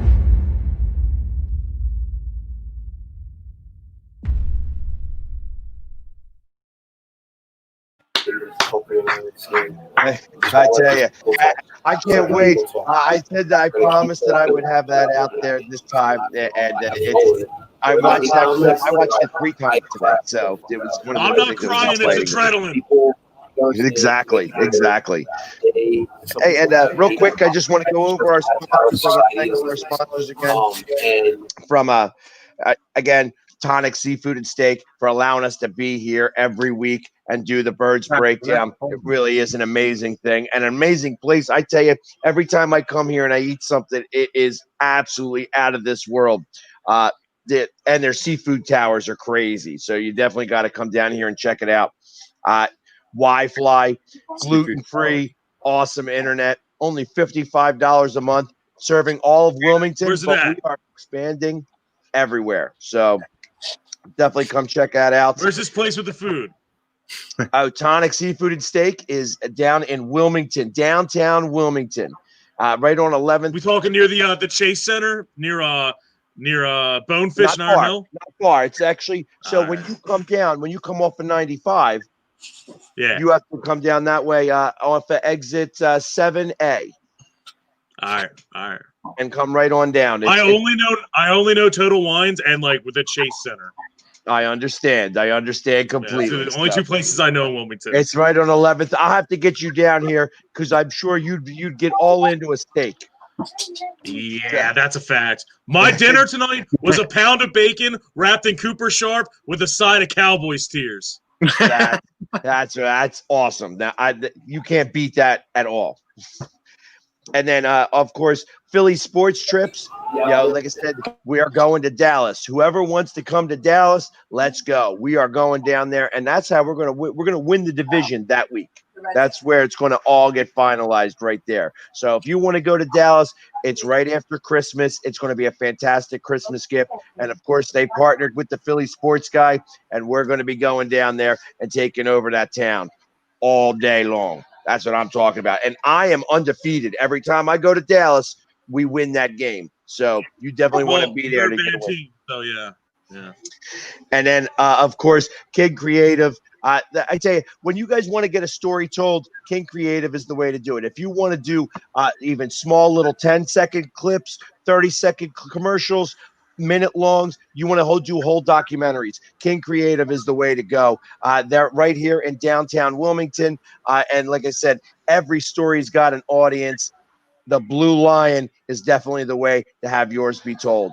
So, all right, we're at our second half now. And of course, we're going to have to talk about the second half of the season, and we're going to start it off. Let's do a win-loss count, and we can talk about each individual game, starting with the next game, and that is against the New York Football Giants. Yeah, I tell you, the Giants are one of those teams where I think that there's no way that they're going to beat us because they just can't. They just can't do it. It's impossible for them to do so. They just find a way to lose all the time against us. And just like they did last week, you could say Ingram was the reason, but realistically, it was, there was a lot of other reasons. It wasn't just Ingram. They said, oh, Ingram would have won. Even if he caught that ball, I still think they would have lost that game. But just my opinion. Giants. This sounds crazy. This is a weird sentence to put together. The Giants are tough because the last two times we did play them, it has come down to us making a comeback in the fourth or overtime. If you look at the way we had to win last time, it's exactly how we had to beat them at the end of last year too. We had basically our squad out there. No. The first game, the game that we played them in Philly, we had to beat them that way. The last game of the season, we spanked them to win. Oh, that's an irrelevant game. Game, that one. But yeah, the first time we beat them, where we literally only had Greg Ward coming out of his shell. You had Ertz basically as another receiver. Remember, Josh McCown was about to come in as a wide receiver. We needed to use him, and Boston Scott decided that was his hi, I'm here. That's exactly how we had to win last week too. So if we can come out remotely healthy, thankfully there's a bye week. It should be easier, but I mean, man, if Daniel Jones got that football, they didn't score on that Daniel Jones 90-yard run, did they? I know he fell, but they ended up settling for a field goal, didn't they? No, they scored a touchdown. I think they scored. Oh, they did? Okay. All right, so I was going to say, we got lucky with that, but no, I mean, it's a division game. Never write off a division game. Either way with that run, I mean, if he runs that in for a touchdown, that's a way bigger momentum drive than, however else they score with Gallman or whatever. I'm right there with you. It's the Eagles, so anything can happen. And they're probably one of the most inconsistent teams in the NFL, if we're being honest.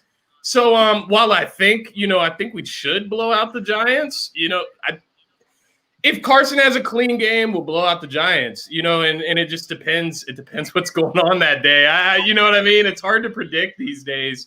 It's a game we should win. Whether or not it'll be close or not, it's hard to say. But we can blow them out. I mean, I think especially having Miles Sanders back, we should blow them out. You know what I mean? But it just never seems to work out that way recently. So I'd have been more nervous had they lost to the football team. The fact that they beat the football team, that's the one. So he's 4-0 against the football team. Yeah, he's 1-16 against everybody else. So Daniel Jones, I think he only came back the one time against an AFC opponent. I think that one game where he came back 21 points against the Dolphins, maybe it was. Other than that, he's only beaten the football team, and that's it. So I think, and I always believe the Eagles season starts when we play the Giants. I've been saying it for weeks and weeks and weeks. This is how the rest of the season, we start to put it together this week. Yeah, I think I think the Giants had their chance the last game to kind of get one over on us, and we survived it. I think I still think it'll be a close game. I think it might be one of those backdoor covers where you winning by 11, but it was kind of within 4 the whole time. So, the big thing is just, be possessive. Take this ball, give it to Miles Sanders, let him do work, make it easy on Carson, and don't treat this as any other thing but a division game. Go in, win, and then you have a tough road ahead. But the Giants, to me, like Jamie said, are one of those teams that kind of only show up once a season, and it seems to only be against the Washington. So I feel like they'll get some points because our defense is lacking. They'll eat up some yards, and they'll probably be in a 3rd and 17 and convert at one point, and we'll be pretty heated.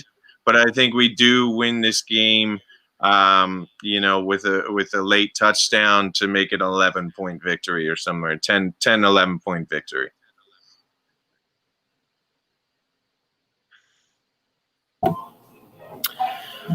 I guess I'll go next. Listen, I think we can say the Giants are our little brothers. I think we can easily say that at this point now. And I think this game is going to be similar to the one at the end of last season that Hollywood was alluding to up in New York, or I should say New Jersey, right? Up in New Jersey. Look, I think that this bye week, I think the Eagles took a deep look into themselves and realized, look, we are literally shooting ourselves in the foot. We should be one of those top teams that everyone is talking about. And I think that they're going to do what they need to do. And listen, you don't have to do anything complicated against this Giants team. Just stick to what has worked this season. Run the ball. You should have Miles Sanders back in this game. Boston Scott, he already kills New York every single time he plays them. So I expect him to have another big game. Travis Fulgham, keep up with the pace that he is playing with. I'm loving what I'm seeing from Fulgham. Rager, another week he's acclimated to the offense. I should expect a big game from him as well. And the defense, although Daniel Jones, I'm going to give credit to Daniel Jones. I think he's played pretty solid with what he's had with the Giants thus far this season. In the past 2 weeks, they've looked pretty good. So the defense is going to have – they're going to have their hands tied with Daniel Jones. I really do think that. But I think that at the end of the day, we have the veteran leadership. We have the better team. And I think the Eagles have enough of what it takes to get this win here. I think it's going to be a 10-point to 2-touchdown win, guys. I really do think so. This is the week that the Eagles figure it out, and they start the push for the playoffs, guys. I really believe it. Here on that. Here on that. That's exactly how I feel. Also, depending on this Jets game tonight, depending on how that goes, the Giants may start trying to tank. Maybe, yeah. They may be rushing for that first pick. Tanking for Trevor. Tanking for Trevor. They need it. Yeah. So. Well, especially since I never thought Daniel Jones was the answer, and that's and that could go. I don't think Daniel Jones's mom thought he was the answer. Yeah, the only thing that he was really good at is he was going to be able to play Eli Manning in the Peyton Manning documentary. That's what that was going to be. So he definitely looked that way. Then after that we play Cleveland, and Cleveland is hit or miss most of the time. What do you guys think? I have an opinion, but what do you guys? I'll lead off because the Browns are my adopted team. The Browns are a frustrating matchup for me, and I'm not actually going to go position by position. They're frustrating because they remind me almost in a way of the Washington football team, where they may not be a good team, but they absolutely have talent at positions, and that's the teams that we seem to struggle the most against, is the ones that just have pockets of talent. And it's like we can't match up one specific element and we get beat, whether it's linebackers not covering tight ends, whether it's these little intangible moments that we struggle the most with. And Cleveland's they're not the Browns of the last, 15 years and all that. You can say they're not the Browns of the last 30 years, but they make me nervous. I also, get nervous. And for some reason, we just don't do well against the AFC North. We just never have recently. So I don't know. what is this? 2016? We played him in 20. What did we do against him in 2016? Last time we played him. It was a tough one, man. Well, the time before that, 2012, Carson was a rookie though. So 2012, when we played them, we only won the game because it was that ref. Remember the refs were protesting, and we had the backup refs, and we only won on a bad call. So it's like we literally just don't do well against them historically. I think what do you got? You got a W? I think we win. I think we win by 8. I don't know. Yeah, I think I'm right there with you. I think, you know, in a sense, I think it will be a tough game. I think the Browns are just a tough-built team. They run the football well, and they play decent defense. Oh, yeah. So, I mean, you know, they got a solid pass rush, at least I should say. But I think it'll be a tough, grinded-out game. I think Philly should win. I think we match up well against them just because they are heavily run. And that seems to do us favors sometimes. Now, I know this year hasn't been as solid against the run game. But that kind of gives me a – and we're playing against Baker Mayfield. He's a guy – while in the back of my mind, he could torch us. In the back of my mind, there's something that says that. But in reality, he should turn the ball over maybe once or twice and give us some opportunities to, you know, get points back. I think we should win. You know, we should beat them. I think it's a W. The last 5 times we played them, we won. Yeah. But check the scores of them. Some of them, I mean, I'm sure some of them 35 and 24. Yeah. 34-31 overtime. 30-10. 17-16 in that 2012 game. And that was only like a rough call. Okay. And 29. I mean, the one thing that makes me nervous, the Browns are better than the Bengals. We tied the Bengals. Yeah, the Bengals were a much better team than they're leading off. And I think that they beat Pittsburgh next week. But that's beside the point. So, all my Pittsburgh haters are going to definitely hate me on that, too. You're going to call out the Yinzers. Yeah. Them Yinzers suck. And then Monday Night Football against Seattle Seahawks. And I tell you, I still will never, ever forget the last time that we played Seattle on Monday Night Football.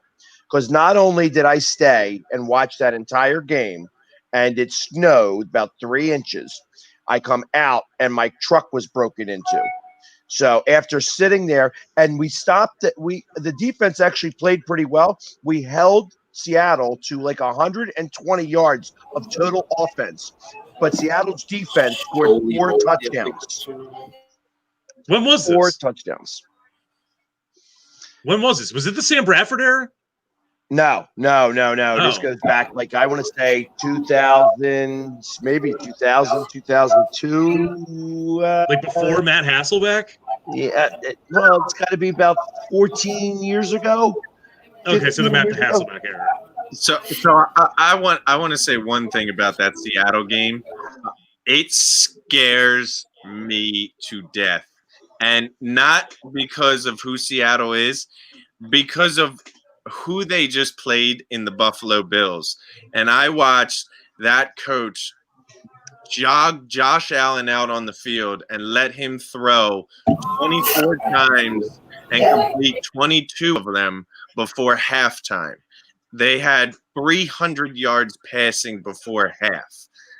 The last thing I want is Doug Peterson looking at that game and saying, well, if they can do it, we can do it too. The last thing I need is Carson to throw 40-plus times against Seattle. I don't want Russell Wilson to have the ball at all. I'd rather run. I'd rather sneak out a 17-16 or whatever the case may be than to get in a shootout with these guys. And after seeing their defense just give up whatever they wanted to the Buffalo Bills, I do not want to see Doug Peterson look at that as a game plan.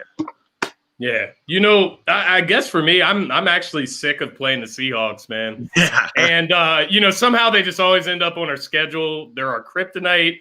Russell Wilson is like the worst quarterback that the Eagles pass rush could ever play against. I mean, they never get there. And I won't take that back because they actually looked decent against him in the playoff game, and we just didn't have any offense in that game. So I will take that back.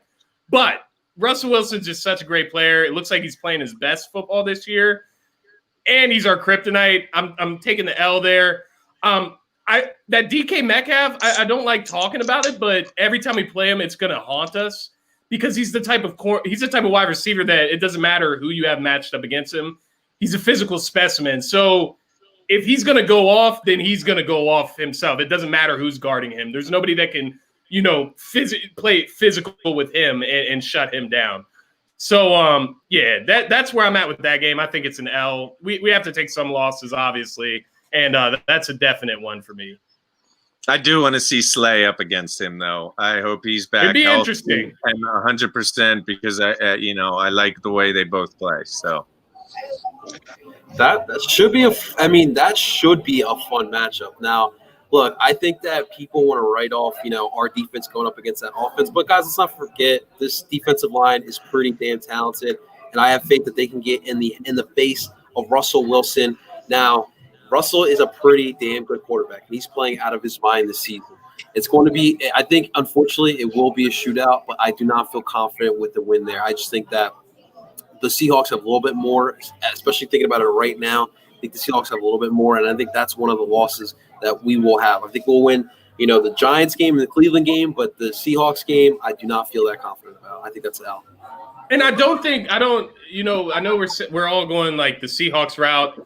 Seahawks are not unbeatable. I don't mean it like that. I just don't think it's a great matchup for us. That's the way I feel about it. I think they are beatable, though. The defense is bad. I agree. So here's what I got to say about that. Every time I watch everybody on the panel choose against a certain team, that team wins. So I'm going to say, let's go Seahawks. Beat us. And it's 2020.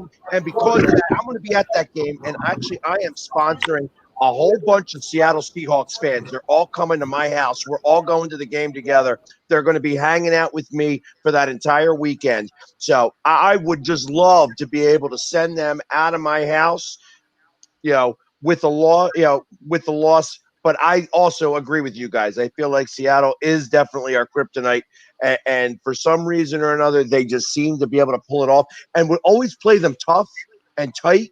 And it's always like they're able to squeak it out for us. So, but I'm going to go with the trends. If we win the Giants, which we should, and the Browns, which we should, we go in there in a 2-game winning streak. And anyone who's on this roster who was there to win that playoff game last year, they're going to be mad. They're going to be mad. I hate the Seahawks right now. I love Russell Wilson, but I despise the entire city of Seattle over that playoff game. That was so egregious. How are you going to say someone's DQ'd because they got hit in the head that hard and then not penalize the player who hit him in the head? It's insane. Right. And that's the other thing. It's you know what? They're going to be mad. I'm mad. Go Birds, like the eagle bird, not the little Osprey exactly. thing. A better bird. Screw that bird. That bird's trash.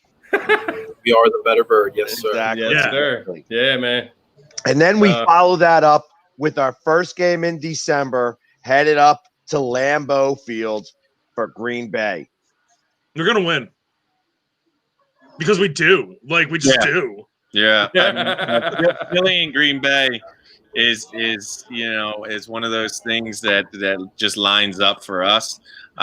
It's unexplainable. Whether it's Favre, Aaron Rodgers, whoever, you can throw the best quarterback in there. We always play him tight. Last year, it literally came down to Craig. What was his name? Craig James, number 38. Yeah. On his first NFL play, having to make a pick. We just win when we go there. We do. Yeah, it's unexplainable. It's 4th and 26, Freddie. In the playoffs, we just beat Green Bay. The way that we just talked about Seattle, Green Bay talks about us. It's one of those things. So I feel confident in that, especially if we lose to Seattle.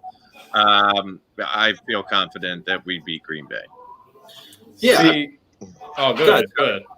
No, I was just going to say this Green Bay defense is just not that good this year either. So, we'll see how Doug's play calling is going to be looking like by that time. But listen, you just got to run down their throat. And I think that Miles Sanders and Paul Scott can do that. And it's going to be a cold day. We're talking December. It's going to be a little chilly up there in Green Bay.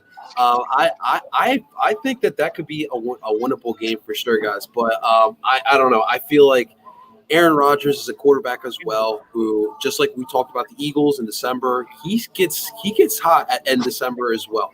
And I think that is a game. I think we do lose back-to-back against Seattle and Green Bay. I think the rest of the season is going to be different, which we'll get to in a second, but I think those 2 games are going to be a tough stretch for us. Hollywood's already shaking his head. And so I think that's a good point. I kind of combine these 2 games together, the New Orleans and the Green Bay. I think we win one of them. I don't know which one. I just think we win one. Now, the reason I'm giving us a loss to Green Bay, you're playing Aaron Rodgers 2 seasons in a row. I just assume that he could win 50% of the games that you play against. That's just an assumption. I have a lot of respect for Aaron Rodgers.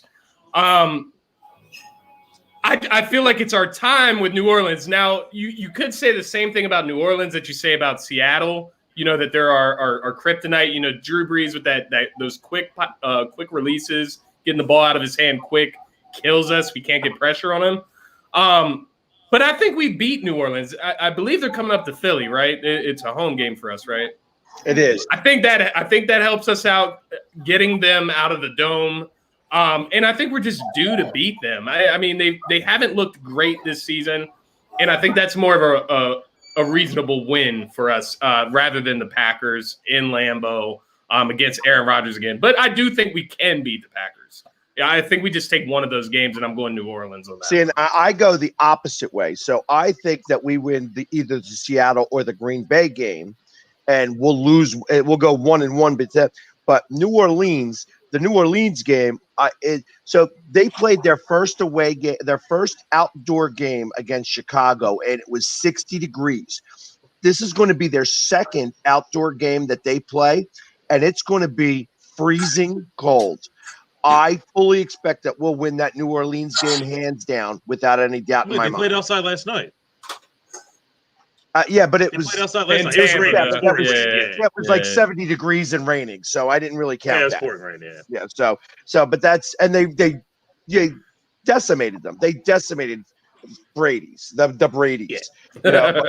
I fully expect that they don't like the cold. They don't play well in the cold, and they're not going to do really well in the cold. So I fully expect that we'll win that game. I think though against us. They beat us here in 2013. 2013. Yeah. They won at home with Jeff Garcia when we had Jeff Garcia back in the day. Yeah, and then that they one won hurt. at home against all that. We've actually played them disproportionately in the Superdome now that you mention it. Yeah. Yeah. Screw them. And we also lost the Super Bowl in 1980 in the Superdome. Exactly. So screw that place. Right, exactly. Hate that place, man. I really do. We don't do well in the really Superdome very much. Surprisingly, It's also should be against surprisingly to have two sponsor 2 stadiums in the same conference. You got the Mercedes-Benz Superdome and the Mercedes-Benz whatever trash the Atlanta Falcons play in. It's conglomerate, monopoly. It's just crazy, like the bad history that New Orleans has, and they have like the upper hand against us all time. Really, it's nuts. Yeah. And then after that, we get to go to the sunny Arizona to go play at mid to late December, right before Christmas against the Cardinals, who at that point should be, they're trying to solidify a playoff spot there. I mean, I think that they're going to be in the mix there in the wild card. And if they win, they could be leading that division. I think they win that division.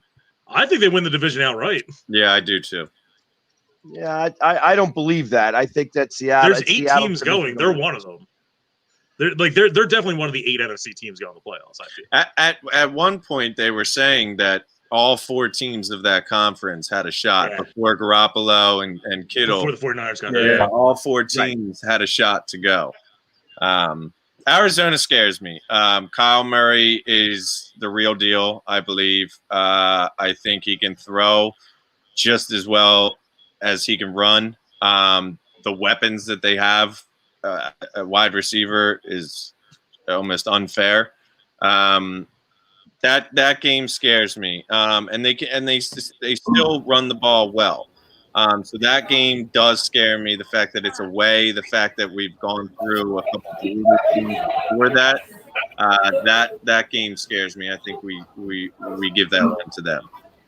Yeah, I'm right there with you. Kyler Murray specifically scares me. Mobile quarterback.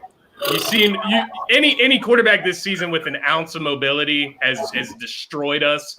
I mean, Daniel Jones had 92 rush. It was one rush, but somehow one play. But and imagine if that's Kyler Murray all game. So you know what I mean?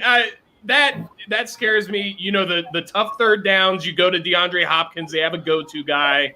That scares me. They do have, if they get Kenyon Drake back by then, they have him and Chase Edmonds running the ball. And you have Kyler Murray. He's a running back himself at the quarterback. And he's probably a better passer, if we're being realistic, than Lamar Jackson. Yeah. So, you know what I mean? And so you look at the weapons. It's just not a good look. It's a team I wouldn't want to play.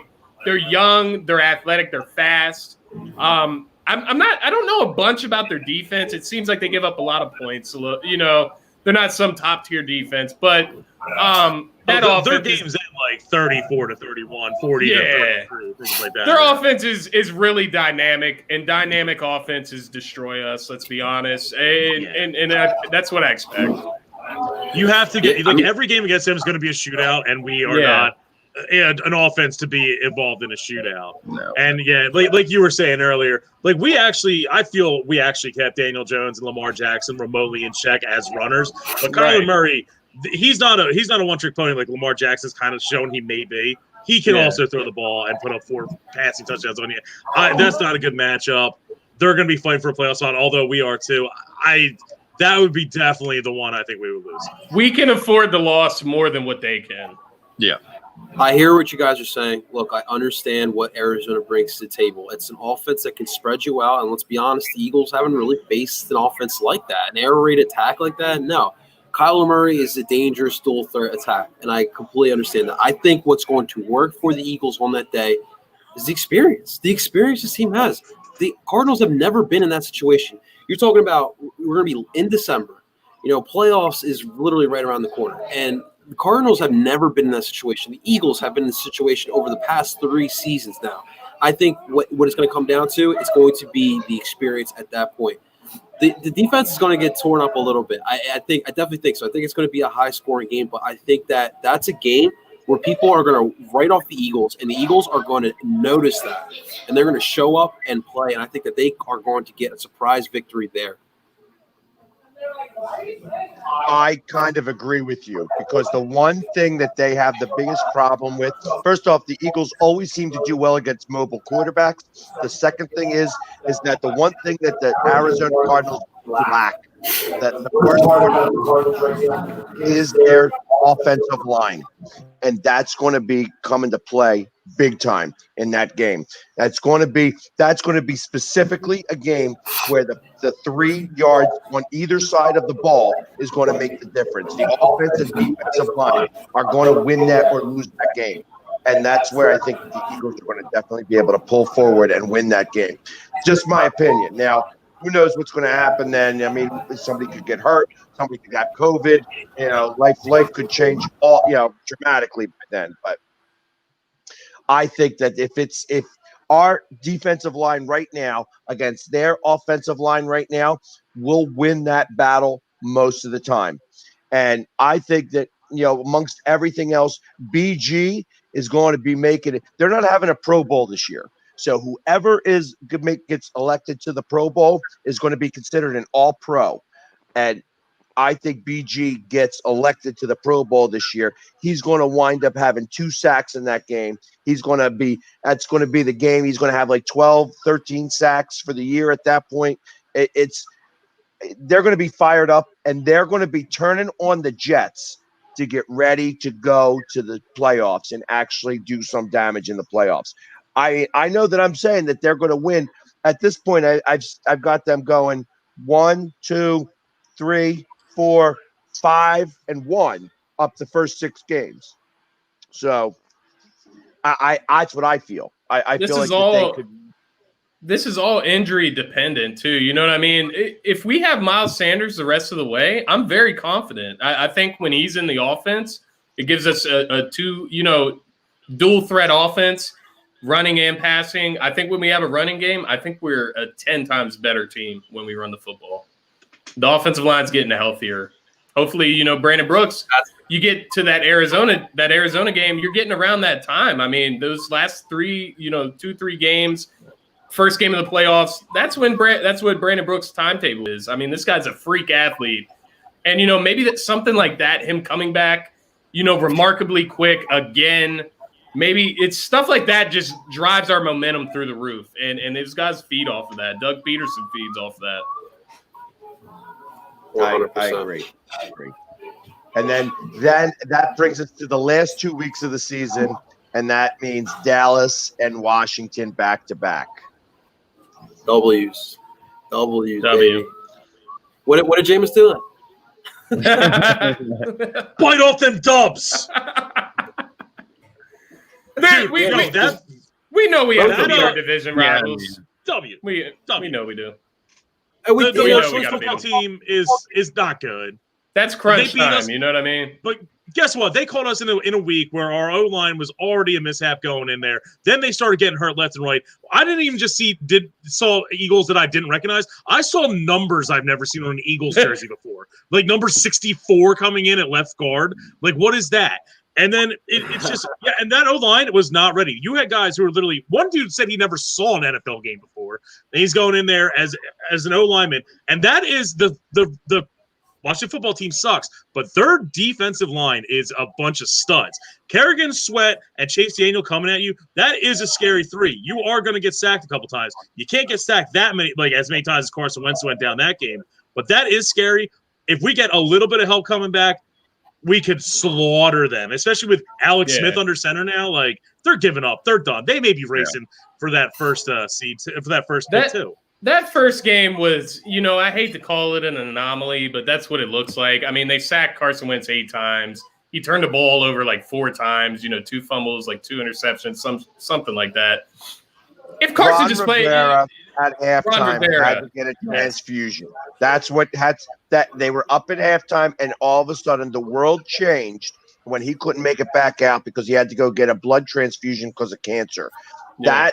When they didn't have any preseason games, they were all together for 6 weeks, and now their coach, that was the most inspired half of football they played all season long, and that's what happens. That's what happens.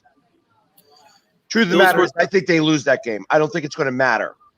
I think that they lose against the Washington football team. Yeah. And I don't think it's going to matter. I think we beat the Cowboys. We win the division. We're not going to get a better seed. We're going to be the 4th seed, and we're going to just not have to worry about it. That's going to be our bye week. I just hate losing to Washington twice. I really do. I don't want to lose to them twice. I don't care but I know that won't matter. Yeah, it won't matter. So it's like losing to the Cowboys 6-0. Right before you win the Super Bowl. Dude, I don't know, man. We don't have a cushion. You gotta remember, every time, like yesterday's game with the Giants and Washington football team, it's just like, I hope whoever wins is like, wait, do I? Because whoever wins this would actually only be 1 or 1.5 behind us. It's a dangerous. We do not have a cushion. We cannot mess around, especially with this bad division. We have to go 5-1 in this division. Like, we have to. And then try to get as many games against good teams as we can, and hope it goes vice versa. I agree, and I think at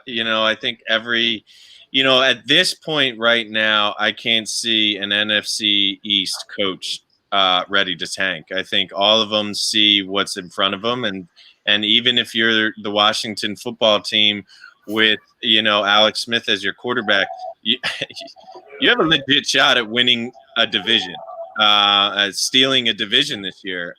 So you look at that as a rookie coach. Yeah, every one of those rookie coaches. But and what does that do for a rookie coach? I mean, that puts them on a map with their team. So, I don't think anything can be taken lightly. I don't think we're gonna have a cushion game. If we do, great. I'd love to see Jalen Hurts get his full rep in there and sit some people, but I think it's going to be down to the wire. I agree. Look, these last 2 games now, we'll see how we look at that time of the year. But we know Philly Sports Guy and I have talked. The way this season was looking, we had to win out these division games. No matter what happens in this tough stretch with these 5 teams that are playoff contenders, you got to win out on these division games. I think that the Eagles are going to be in good shape after these 5 games. I still think that they're going to beat out Dallas. They're going to beat out Washington. Look, I think the Eagles remember what happened in Week 1. They should have beaten the Washington football team in Washington, but it is what it is. The past is the past. But now you look forward. Dallas, you come up, you show up for those games, and I know it's going to be down in Dallas. The Philly Sports Guy is going to be down there. I think those are 2 games that the Eagles are going to win. These are division games, guys. This is the NFC East. No matter the situation the NFC East this year is, look, we still show up, we still play big, and we get those W's. Yeah, and I think that's a good point, man. You look at it, and you look at where Washington – it depends how Washington plays out the rest of their season too. Yeah. Because by the time you get there, if they go 2-0 against us in the division – that might put us out of the playoffs if they're even a relevant record around that time. Mm-hmm. So it does depend how they play. Obviously, have to win 2 more games than for the last 8. I don't expect that happening. That is a long shot, but it is something to think about. Right. So, and you want to talk about? Oh, sorry. Mine just really quick. You want to talk about the Ron Rivera getting the blood transfusion, inspiring people. Right now, Alex Smith is your quarterback. That's like literally ESPN's baby of the last 12 months. I can't believe he has a chance to even get in there again. It's like a redemption story. So you never know. You never know. They may be playing with some passion the rest of the way out. I know he did terrible yesterday. He had a lot of yards. It was actually his second most yards he ever had, but he had 3 picks and an interception. Or sorry, 3 picks and a touchdown. 3 picks and a touchdown. Right. He threw for 300-something yards for the 3rd time in his career, and he's been playing for 15 years. I feel like if Washington had a competent quarterback, they could do a little bit more damage because, like you guys just talked about, that defense is pretty damn solid. If you could just find a quarterback who can just put up a couple good passes, I think that's a tougher team to play against. But, yeah, I like our chances against Washington. That receiver they have, too, is McLaurin? Yeah, that was a good pick by them. He's the real deal. He's the real deal. He is. Someone else the Eagles could have had, but we won't get to that. We won't talk I wasn't going to go there. But. All right, so let's talk about the end of season predictions. I'm going to, and this should go across the board. Like I said, I initially was going to make it just the playoff predictions to whether the Eagles are going to make it or not. But let's go across the board with the end of season predictions.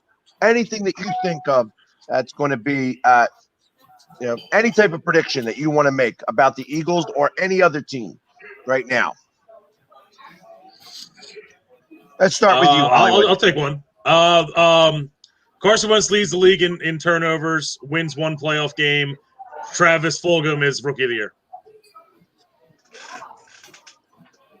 Can he win Rookie of the Year? I don't think he can. He was drafted. He's not eligible. This is the first year. He was drafted in 2019 draft in the 6th round, but he never really played with Detroit. He would bounce around the practice squad. And then, so this is technically his 2nd year, but yeah, he kind of really started in this year. So, but it's weird. Darius Slay. It's even more impressive when he does it. Darius Slay was saying that he was their scout wide receiver who Darius Slay would play against in Detroit. Yeah, I saw that as well. Got you. Okay.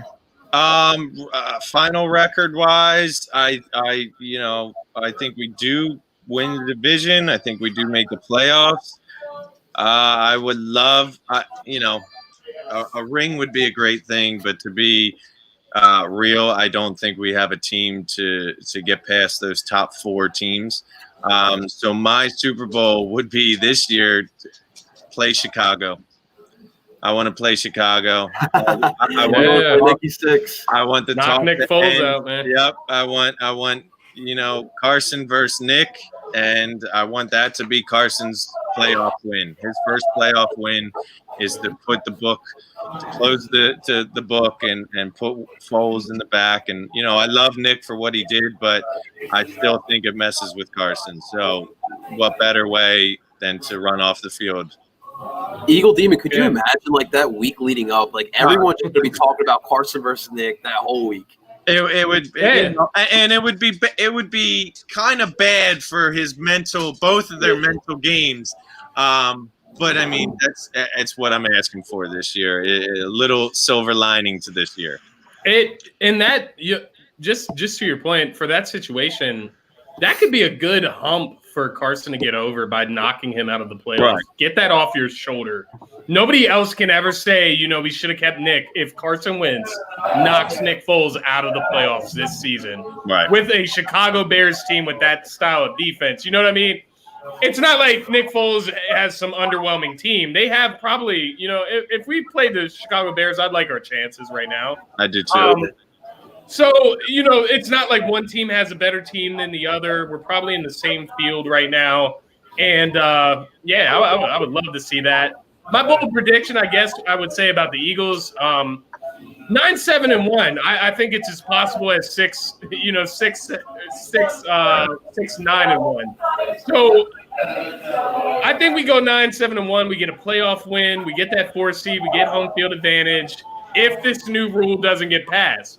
Because they are trying to pass a COVID-19 playoff thing where it's like 14 teams get in, 8 teams a conference, something like that. 16 teams. 16 teams get in, 8 teams a conference. 8 from each conference. And then the Eagles would actually be an 8 seed. So with those rules, they would actually be ruled an 8 seed. The division title wouldn't matter. So I do have the Eagles getting a playoff win, and then I do have the Tennessee Titans going to the Super Bowl. I'll second that. Yeah, I like the Titans a lot, man. You know what's crazy too, guys? Speaking on the Chicago Bears and Nick Foles and all that, the Eagles actually did bring back Trayvon Hester, the guy credited for the block and the double doink. He's back on the practice squad, so that's a good fun tidbit. Send them a message. Yeah, I like that. So here's my prediction. This is the first time ever that could happen where a 4th seed, a number 4 seed, could wind up with 2 home playoff games, and quite possibly even 3, because the fact that they're not allowing the 2nd seed, the bye, you could have the 2nd lose to the 7th seed, and the 3rd team lose to the 6th seed, the 4th seed beat the 5th seed, and we wind up with a 2nd home playoff game because we'd be playing the 6th. And theoretically, could wind up with the NFC Championship game if the number 1 seed was to lose.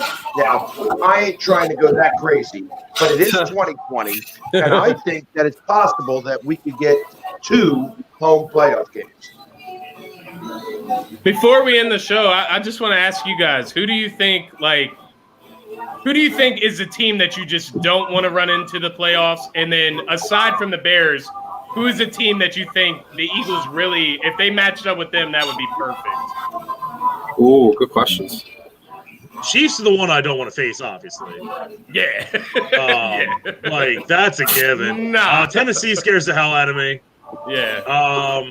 I wouldn't mind facing either one of those because that would be a Super Bowl matchup. Yeah. If you're just going straight up NFC, I mean, a lot of teams scare me. Obviously, the Cardinals still scare me. I know we went over it. Seattle, they have our number. The Saints will always have our number. The Bucks, never rule them out. I know they put up, only a field goal last night, but that was a fluke game. That was a weird game. Yeah, that was a weird game. There's a lot of teams I don't want to see. Ones I want to see, I don't know, Carolina. I'd love to see the Giants in the playoffs, but I know that can't happen. All the NFC teams are beatable, but they're all losable as well. So I'd want to stay away from the Cardinals and the Saints. Yeah. And if any 2, the Bears, of course, and then Green Bay. Green Bay's not historically a great playoff team. Aaron Rodgers is not great in the playoffs. So if they're, I'm not saying that we have a great shot against him, but if there was any 2 teams, it would be those 2. Yeah. I would say I don't want to face the Saints simply because of history. Like we've all just talked about, our record against them in the playoffs is not pretty. Let's not bring that up. I think Eagle Demon, he brought up a great point. I think I would want to play the Bears. I think we got the upper hand there. The Cardinals is tough because if we win in December, I don't know if we can win back-to-back against those guys. So that would really worry me. The Green Bay game would worry me as well, but I think the Bears is the one matchup I would want to face in the playoffs. I would love to play the Bears, the Arizona Cardinals, and then if we ever got past the NFC Championship game for whoever we'd have to play, and like if we played the Packers, if we could play the Bears, the Cardinals, and then the Packers to get to the Super Bowl, I want to see the Pittsburgh Steelers again. I would love to go up against Pittsburgh for the Super Bowl because we would spank their butts with a real team. And I tell you, all those yinzers that hate me every day and all that hate, I would love to play you guys again. I don't care if you guys are undefeated. It's a trash city. I don't care if you guys were undefeated. Not only that, after we would beat you guys in the Super Bowl, I would be there to watch the Flyers beat their butts against the Penguins too. So that's how exactly how I would feel. That's what I would love to see. The Bears, the Cardinals, the Packers, and then the Steelers. And then we win the Super Bowl. We go running down Broad Street again. Yes. Go Birds. And they can play Penn State right in the middle of the state. Well, I mean, if we're going to the Super Bowl under those circumstances, and Carson's knocking off Nick Foles, I want to see the Chiefs, and I want Doug to knock off Andy too. So you get them all in a row that way. So hey, if we get there, anything is possible. I don't know that. Anything is possible. Just get there. Yeah, I just gave my very unique set of circumstances that I thought would work out really well to win the Super Bowl. But yeah, if we have to play the Chiefs, I don't believe that we win that game. So, but listen, we didn't even beat them the year we won the Super Bowl. Hey, you never know. I know. I was at that game. It was the one game I went to that year. Off-field antics. I mean, Kelsey versus Kelsey. Peterson. You never know what could happen. So exactly. And so, I mean, what happens if Wentz beats Mahomes? I mean, but go ahead. I'm sorry, man.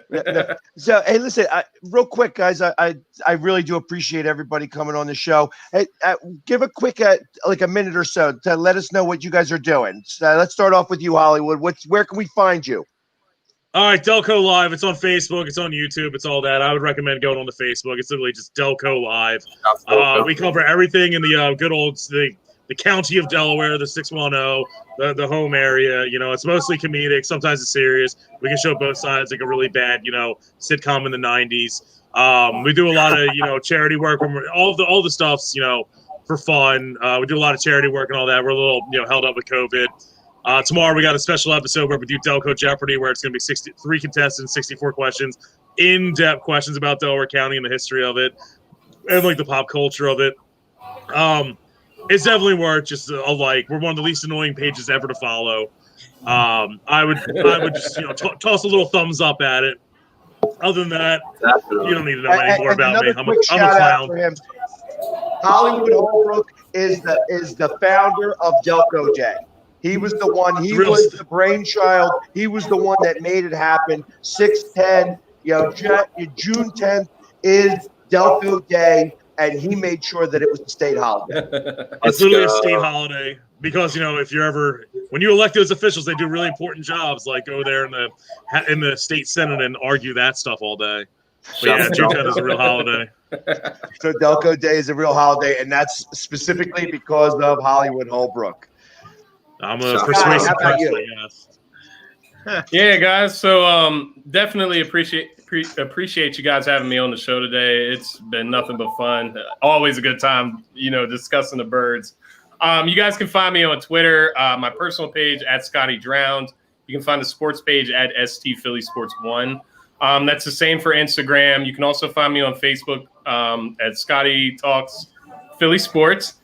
And you can find us on all the main streaming networks. My podcast is always there. I have a big live stream coming out tomorrow. We're going to do the same Eagles mid-season recap. And, hopefully we'll touch on some different stuff, but it'll be a lot of the same stuff. But hop on over if you want to keep talking some birds. Thanks, guys. Awesome. It's a great follow. Check them out, guys. Yeah, big thanks to you, Jamie, and everyone for having me on today. You can find me mostly on Instagram at Eagle Demon. I think my Twitter handle has an S in between Eagles Demon. But I'm mostly on Instagram I'm just a big, diehard fan. I haven't really gone into, the podcast or anything. That I'm always happy to be on it. I haven't really dove into anything myself yet. But just a, diehard Philly fan 4 for 4. Love posting pictures, love going to whatever games I can. I do a lot with Eagles Autism. So I'm starting to branch out with more charities. So once I know more, I'll give you the scoop on that. And I was going to say, you may not recognize him because he's another guy who paints his face all the time. He's definitely got a whole thing. And he is also a new husband. He has got a better half that you may have seen walking behind him back and forth a little bit. She's definitely been around. There she is. There's the beautiful better half. So freshly married here just recently. So congratulations on that. Congrats, man. Beautiful wife. Thank you. And and of course, I would be remiss if I didn't mention El Parcero Philly watching last night. The Union lift their first trophy in their franchise history, and just talk a second about that. There, I mean, 5 for 5. Yes, sir. The honor. I guess you can call me the honorary 5 for 5 Philly sports fan. Look, I was down at the game. I was in the stands, and I will say, Philly sports guy and I talked about it before the air, but it was literally behind the Super Bowl. It was probably one of my favorite sports moments. Witnessing this young team who doesn't get the love that they deserve in Philadelphia hoist a trophy, like an actual trophy, the first in franchise history, was truly special. And obviously we were safe with social distancing and whatnot, but I wish I could have hugged a couple fans and whatnot, but it was truly something special. We have a trophy here, and now it's the playoff time. Now it's time to get the championship. We want the Super Bowl version. We won the equivalent to like the NFC East, like our first division title, I guess you can call it, but now it's time to get the Super Bowl. It was truly special. Guys, I do all 5 Philly sports content from the Eagles all the way to the Union. I'm a diehard like every other person here right now talking. You guys can. I've been really diligent on TikTok as the Philly sports guy met me on there. You can follow me on there at Parcero Philly. You can follow me on Instagram at L_Parcero_Philly. And you can also find me on Twitter as well at Parcero Philly. I do Philadelphia Union coverage for Philly Sports Network. We have a podcast called Duke by the River. If you guys are interested in getting into the Union, definitely check it out. We have a special guest this upcoming Wednesday. A Union legend will be on the show, so definitely check that out. But for as far as the other 4 sports coverage, I do it independently. For the Union, I do it Philly Sports Network. I just want to bring the love back to Philly. I like to unite people through culture. As you guys can tell, I'm wearing some people like to call it a Cowboys hat, but this is a sombrero. This is actually big in my family's country, Colombia. I just want to bring a different flavor to Philly sports. That's all we're trying to do here. And thank you for everyone for hopping on. This was a lot of fun. Go Birds. Dallas sucks. You guys already know what it is. Go Birds. Go Birds. I really do. That's right. Oh, baby. We're just getting warmed up. It's time for the second half of the season. Let's go.